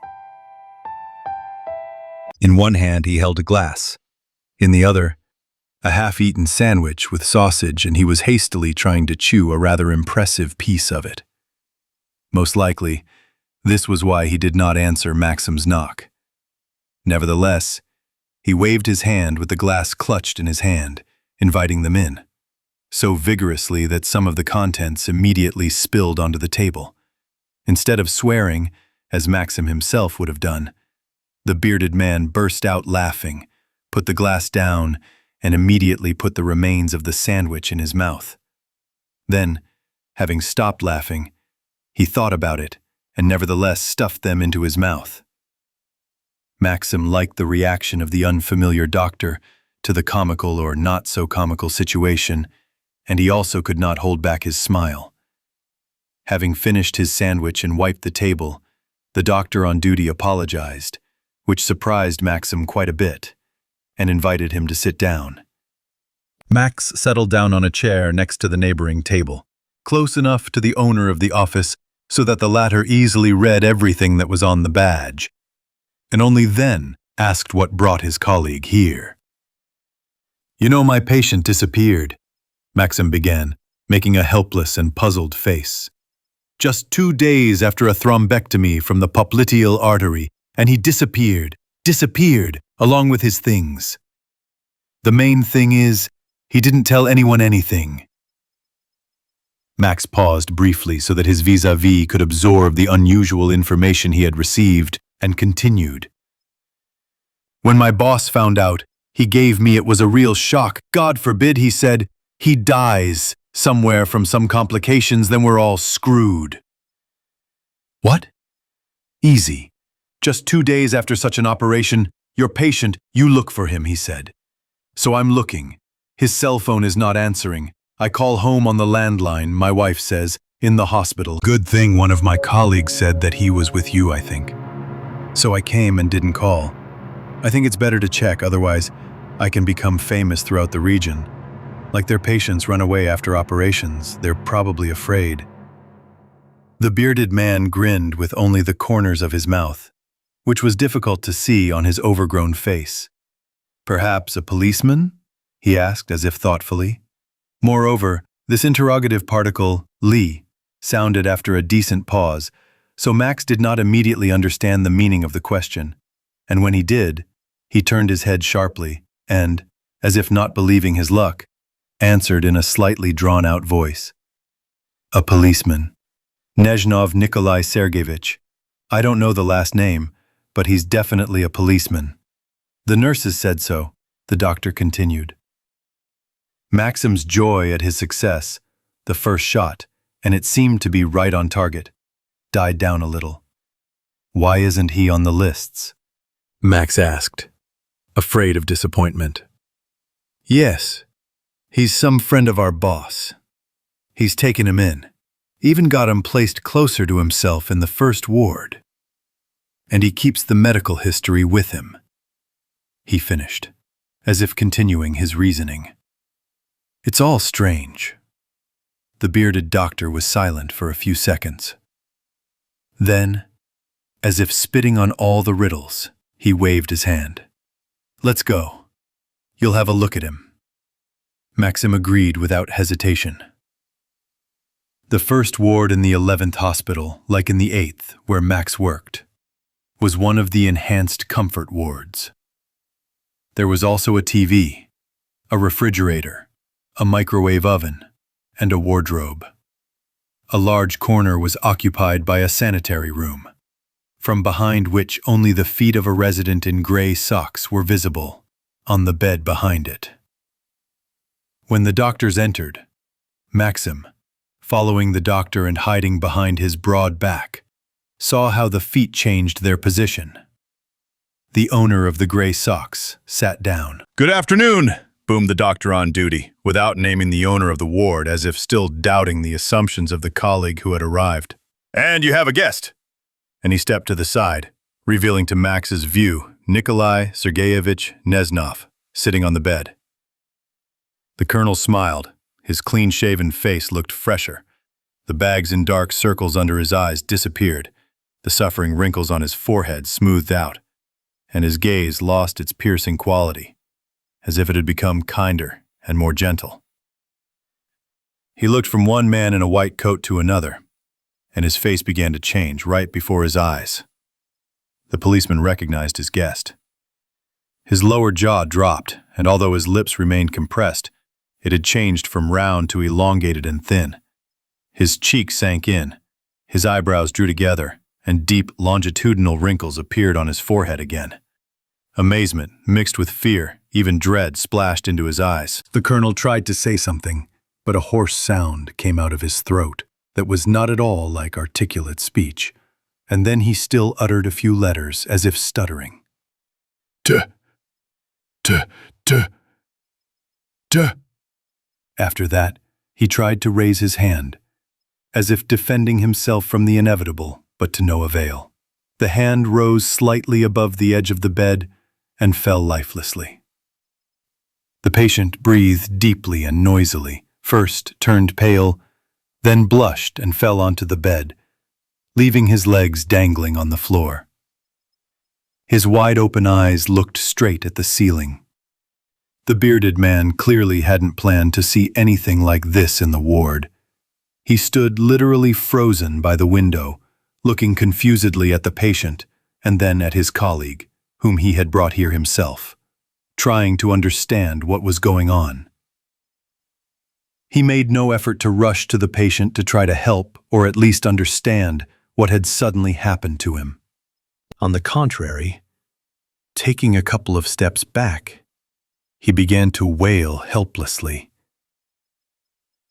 which didn't go well with his massive figure and lush beard. And his voice suddenly changed from thick and rolling to shrill and hoarse. "What's going on here? What did you do to him?" He turned to Max, looking at him with hidden fear. Maxime didn't expect this from his visit to the colonel they found either, and at first, he was just as confused as the bearded doctor. But when he heard that they were trying to attribute all the metamorphoses that had happened to the colonel to him, he pulled himself together. "Who did I do? What are you saying? I didn't even go near him," he almost screamed. At first, he cautiously approached the bed, looked into his face, then, more boldly, looked at the size of his pupils, their reaction to light, felt his pulse on his wrist, and counted. "It looks like there's something wrong with his head. Maybe an embolism? Or a hemorrhagic stroke?" After thinking for a few seconds and without turning to the doctor on duty, he said, "We should show him to a neurologist." He didn't hear an answer and turned around. The bearded man with the detached face that he once liked, looking into nowhere, was still standing by the window, making no attempt to help the patient, for whose life he was simply obliged to fight due to his job. The doctor was whispering something under his breath, nodding his head incessantly. Maxim was able to make out his words only after listening closely. "The boss is going to eat me now. The boss is going to eat me now. He's going to kick me out to hell." That's why It all started so well. This was absolutely not what Max needed, although he still didn't understand what began. What if Nezhnov told his friend, the head of the department, why and from whom he was hiding? It's very possible. If they were from the same team, the colonel's team. And the doctor would say that he came here alone, with all the consequences. The situation had to be urgently diffused. Maxim looked closely at the doctor, then said in a rather stern voice, Doctor, calm down. No one is going to eat anyone. This is an ordinary stroke. It can happen to anyone. To a policeman, to your boss's friend, to any of us. Why should you be punished? For the fact that the patient's blood pressure rose. The boss made the appointments himself. Let him blame himself. The bearded man heard Maxim's address, but neither his posture nor his voice changed. He'll eat me for bringing you here, he said desperately, still not turning his head into space. The patient saw you and got scared. Max didn't think for long. That means he doesn't need to know that I was here. By the way, no one has seen me in your department yet. And what's there to be scared of? Am I that scary? We'd only known each other for a short time. Max decided to lie. There was no need for a stranger to know about their difficult relationship with the policeman. And besides, living with wolves, after all, this Nezhnov is a real predator, Maxim reassured himself. After a short discussion, in which he thought Max was the winner, the bearded doctor ran after the neurologist, and Maxim, still unnoticed by anyone, the department corridor was still empty, went home. He couldn't leave right away. Having climbed into the car, Max spent a long time reliving the minutes of his meeting with the colonel, going over in his memory all the nuances of the conversation with the bearded doctor, recalling Nezhnov's panicked face, his seemingly convincing words. But he didn't calm down for a long time. He still couldn't believe that Nikolai Sergeyevich Nezhnov, his enemy number one, had given in so easily and left the confrontation completely without his help. On the one hand, Maxim was glad that everything seemed to have been resolved without his participation. On the other hand, he was haunted by the thought that, what if his protection measure was already working on its own? The long-cherished thoughts about punishing the colonel had launched the mechanism of implementation on their own, without an order from the master. Could it be so? And why not? If so, then it means that he is slowly turning into a kind of monster, a machine for punishing the unwanted.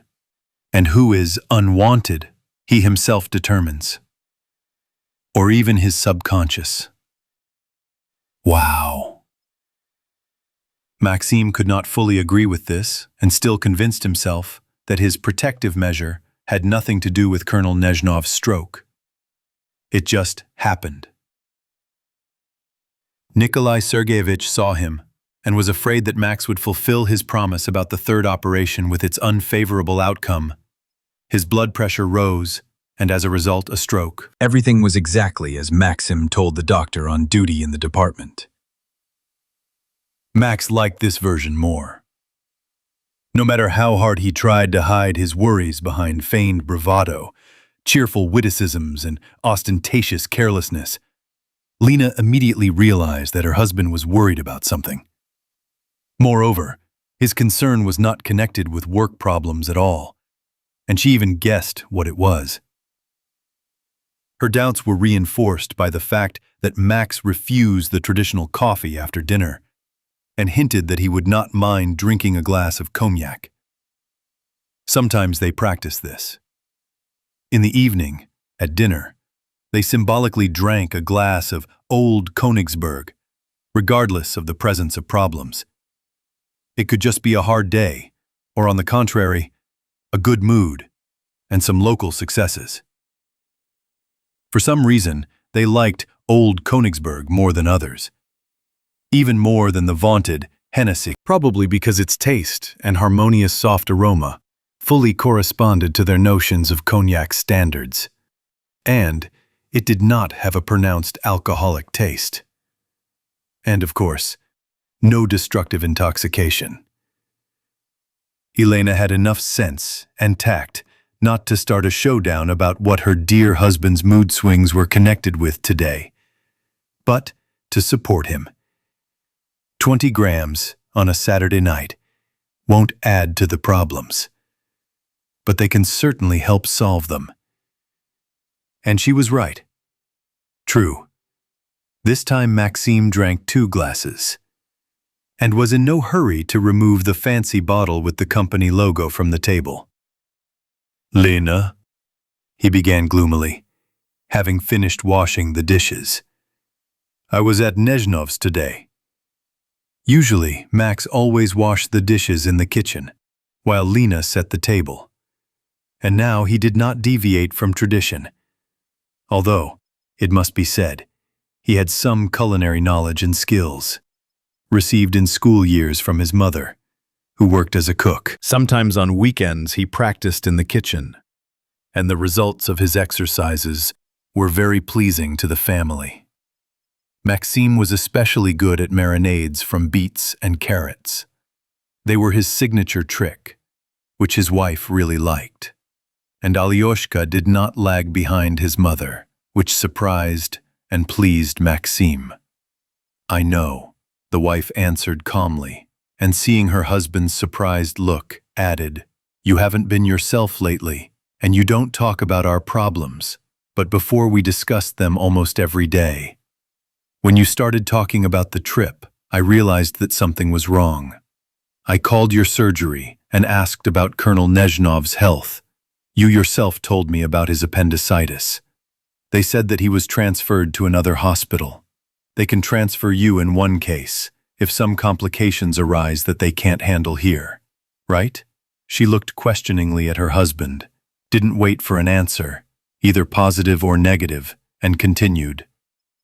"Right. At first, I thought that you had a hand in it. Then I realized that it wasn't. You should have told me about it to calm me down. Where do they usually transfer them?" Again, she did not wait for Max's reaction. "To the regional hospital, a higher level. I called the information desk there. They said no such patient was admitted." "Where did he go then?" "Clearly, he ran away. And he ran away most likely from you, from your protective measure. So you went to look for him, right?" She stared at Maxim with interest, now expecting to get an answer and test her intuition. Maxim just shook his head and spread his arms wide, and he had been hiding his attempts at a secret from her. The idiot. "I can even guess roughly how you contacted him. Through Vasnetsov?" Lena again stared at Maxim, waiting for an answer, to which he only nodded his head sadly. Lena. You can't hide anything from you. You already know everything." "No, not everything, Max," she smiled. "I don't know how it all ended. Judging by your gloomy face, nothing good. He had a stroke, Lena, and it looks like a serious one," Max answered gloomily. "It's still unknown whether he'll pull through or not." Now Lena shook her head. It was unclear whether she was condemning or perplexed. "Have you finally made up your mind?" "No, Lena, no." Maxim raised his voice significantly. "I had nothing to do with his stroke. I didn't even have time to talk to him. As soon as he saw me, he immediately turned pale, blushed and collapsed. His cheek was swollen, his pupils were different. It was clear he was having a stroke." Lena always believed her husband. She believed him now. Look how agitated he was. She changed the subject. "Did anyone see you?" "The doctor on duty. He even showed me to the ward. But I introduced myself under a completely different name. And he won't talk about me." Lena looked questioningly at Max. "Neznov is a friend of the head of the department, who simply hid him at his place. The colonel is not listed on any lists. And there may or may not be a medical history for him. This doctor has never seen it. He didn't even know the colonel's name. So there's no point in him saying that he showed me to Neznov's ward, and he just went and nearly dropped dead. Or maybe, and that already." Maxime launched into an explanation. Lena was silent for a few minutes, and Max did not rush her. He knew that his wife, the investigator, was now laying everything out on the shelves in order to analyze the situation and draw conclusions that, Max was sure, would be correct and help them avoid possible negative consequences of his trip to Kedrovka. It turns out that our problems are basically solved. Elena spoke after a long pause. Probably, yes. Max began uncertainly. The colonel is unlikely to return to his work. If, of course, he remains alive. And even if he does remain, he will lose his influence on other people. A disabled person is unlikely to be able to lead an organized gang. Well, Max. Lena snorted. So a gang. Well, maybe not a gang, but an organized group. Maxim did not know what else to say, how to describe the activities of Neznov and his henchmen, and finished vaguely, "We'll live and see." The fog had not yet cleared. That night, Maxim couldn't fall asleep. Before his mind's eye, one after another, images of both today and 3 years ago passed. Sometimes they went in a normal sequence, allowing him to remember everything. Sometimes they changed so quickly and in complete disarray that Maxim barely had time to think of anything. Glowing dead, and the clearly felt horror from the first encounter with the mysterious blue light. The feeling of goosebumps on the body were replaced by thoughts about their faithful comrade Vanya Medvedev, who greatly helped them in the epic with the alien ship. How dashingly they got rid of the chase. And how he stood on his knees in front of Lena, unable to express his gratitude. He saw his wife stretching out her hand into the stream of swirling smoke during the experiment in the morgue. Saw a black square in Krasnozersk, completely devoid of snow covering everything around. Again I saw today the face of the bearded doctor, now joyfully cheerful, now confused and amazed. I saw the changing face of the colonel, his steaming cheek, an unmistakable sign of a stroke. And again the terrible scenes from the film, in the crew's psychological relief room on the ship, about the fight between a saber-toothed predator and a peaceful hippopotamus, which ended in streams of blood from the wounds on the giant's neck, were replaced by the greenish face of Pavel Ivanovich and his soft voice. The deathly white light flooding the area in front of the ship during an unusual fight with the FSB officers was replaced by the lifeless lights of fireworks in the morgue during a visit from his doctor friends. By morning he had managed to doze off, but he woke up completely exhausted and completely unsure of what to do next. He had never received answers to the questions he had asked his wife during his return after the alien ship had departed. He remembered that conversation clearly, as if it had happened yesterday. But we still didn't find out why my dead people were glowing. And where did I get these anti-medical abilities? And you the gift of foresight. And what was that haze over the village? What was it for? And a lot of other things. He also remembered Elena's answer. That means we need to get to this Celia somehow. We'll definitely figure everything out there. What if they can get there now? Yeah. Lena had hardly used her gift in recent years, but if you think about it, she had always had it.